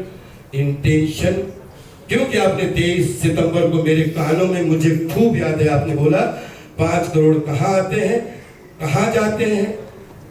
अब मैं 1,500 करोड़ में इस पे बार बार बोल रहा हूँ, अब इस पे दोनों को करवाओ, जो बोलते पाई मात्रा, मैं अक्षरशः बोल रहा हूँ। इसमें अगर ये शब्द ना हो तो राजपाल जो बताओगे, पहले भी खड़ा था, आज भी खड़ा है, और जिंदगी भर चाहे किसी भी आदि का सामना पड़े, भागे हुए लोगों में नाम नहीं लिखवाएगा। पिछले 12 साल से करियर बर्बाद हो जाएगा, ये हो जाएगा, ये धमकी, वो धमकी, ये तो इनकी तरफ से। और लास्ट में अपनी बात समाप्त करते हुए, जिस दिन मैं जेल में गया, अभी सर, ये लास्ट में बहुत गंभीरता से बोल रहा हूं, ये लास्ट सवाल, जिस दिन मैं जेल में गया अभी, तो मुझे ये कहा गया कि अब की चलो जेल में ठीक ही करवा दे। तो मैं उस समय सम्मान के साथ उनको ये भी बोल दिया कि मैं जेल जा रहा हूं, बाकी तो सब आपने पूरी कोशिश करी ली है, तो ये भी आप कमी मत रखना, ये मैं आपको निमंत्रण देगी। ये हम लोगों में ये 3 लोग पूरे देश को, या तो राजपाल मूर्ख बना रहा है, या तो फिर माधव जी मूर्ख बना रहा है, और मिथिलेश जी मूर्ख बना रहा है। चौथा, ना माधव जी के परिवार से कोई लेना देना, ना मिथिलेश जी के परिवार से कोई लेना देना, क्योंकि मिथिलेश जी माधव जी से पहले मेरे 5 साल पहले दोस्त थे, ठीक है, और ना राजपाल के परिवार का कोई लेना, ना मीडिया का कोई लेना देना। जो गाली दे उनका भी स्वागत, क्योंकि उनको पता ही नहीं कुछ किस्सा क्या है। लेकिन ये फैसला आपको एक बहुत गंभीरता के साथ यहाँ पे अपना समापन करना चाहूंगा कि उन्होंने स्टेडियम बुलाया, उन्होंने खिलाड़ी खड़े किए, और उन्होंने आउट करके मुझे पहुंचाया। ये फैसला 1 साल और लगे या 10 साल लगे, माननीय कोर्ट, जिसमें उनको ये बताना पड़ेगा कि फ्रॉड था, कि इन्वेस्टमेंट था, कि ये लोन था। मुरली प्रोजेक्ट ने, मैं बहुत सारी ऐसी चीजें हैं, लेकिन लास्ट के प्रश्न, क्या मुरली प्रोजेक्ट को 5 करोड़ रुपए देने का अधिकार, उसमें लाइसेंस था? अच्छा राजपाल जी, सर बस एक सवाल ये, कोई सवाल, हेलो, राजीव गुप्ता है और वो उधर कुलदीप हैं, इनकी आगे कि यार हमें एयरपोर्ट से रिसीव कर लेना वहाँ पे। बाकी भास्कर जी से कभी भी पूछ लीजिएगा कि कब आपके साथ 70 लोग हमारे वो करने के लिए आए, बस इतना। 7 मुकदमे होंगे और 7 मुकदमे इन पे, 7 मुकदमे इनकी पत्नी पे, उसमें सब में 2-2 श्योरिटी, तो 7 दूनी 14 और 28, तो ऐसे ही लोग कम से कम जमानती चाहिए होते हैं। तो उसको अगर वो अन्यथा अगर लेके गए, उससे कोई लेना देना नहीं है। राजपाल जी मेरा एक पर्सनल, राजपाल जी राजपाल जी, और बाकी ये भैया जो बोले, जितने भी सोशल मीडिया पे फोटो आप देख रहे हैं, जो भी, राजपाल भाई सुनिए, ये मतलब सबका ही। राजपाल भाई इधर मैं बोलूं, मैं क्या कुछ कहना चाहता हूं, पूछ नहीं रहा, सवाल नहीं है। आप सुनिए, 2 मिनट सुनिए, मेरी बात सुनिए राजपाल, मेरी बात समझिए। मैं कुछ और आपको एक अच्छी बात बता रहा हूँ कि आपने दिल से जो भी काम करने की कोशिश की, उसमें घाटा हुआ, जो भी कुछ हुआ, सुनिए, आपने मीडिया से प्रेम से 2 घंटे बात की और अभी भी आप 2-3 घंटा इनके पर्सनल पर्सनल 1-to-1 भी करना है, आपने बोला है। मैं बोल रहा हूँ प्रशांत सिसोदिया में ऐसी क्या खास बात थी, आपने भतीजी की शादी में बुलाया और डांस किया, रोटियां बेली, इतनी सब कष्टों के बाद ये एनर्जी कैसे लाए और हमको सबको किसी को नहीं बुलाया आपने शादी पे? देखिए, इसमें दत्ता जी की विचारधारा, कथनी करनी में एकता का संपादन, और दूसरी चार्ली चैपलिन साहब की लाइनें और राजपाल की मस्ती, क्योंकि राजपाल अगर वो एक शादी के माहौल में जरा सा भी थोड़ा खुश हो गए, और ये प्रशांत सिसोदिया जी, इनको कुछ पता नहीं, ये प्रशांत जी हो गए, एक्सक्लूसिव करके आप आए हो हैं। गए, बहुत सुमंत मिश्रा जी हो गए, अजय ब्रह्मात्मज जी हो गए, भारती दीदी हो गई, यहाँ पे कितने चेहरे, ये सबकी दाढ़ियाँ सफ़ेद हो गई, कतई लड़के जैसे आए थे, हम तब से हैं। आप बिलीव करो, जिस दिन मैं आपसे छिपने लगा है कि अगर मुझे ना गलती हो जाए, ऐसे पैर पड़े, तो मुझे ये लगता है कि मैं मोम से ज़्यादा भी पिघल के जलने में बहुत टाइम लगेगा, मैं उससे जल्दी पिघल सकता हूँ, कान पकड़ के माफ़ी मांग सकता हूँ। और चाहे गांव हो, चाहे शहर हो, चाहे कबड्डी हो, चाहे मोहल्ला हो, चाहे खेती बाड़ी हो, और चाहे मनोरंजन का स्टेडियम हो, और सच्चाई और अच्छाई से कहीं पे भी कोई चीज़ ऐसी है तो बिलीव करो, मनोरंजन के स्टेडियम में भी पैर जमा है और रियल स्टेडियम में भी पैर जमा है। पैर तब तक नहीं झुकेगा, आंख तब तक नहीं झुकेगी, तब तक कुछ गलत नहीं किया होगा। और अगर गलत कर दिया तो समझ लो ऐसे, गलत नहीं किया, लोहा हमारे सामने पिघल सकता है। मैं बड़ी बातें नहीं कर रहा हूँ। राजपाल पूज्य नौरंग सिंह यादव जी का बेटा है और पंडित देव प्रभाकर जी शास्त्री जी दत्ता जी का शिष्य है। लोहा सामने पिघल जाएगा, नज़र नहीं पिघलेगी, इतना सच्चा हूँ।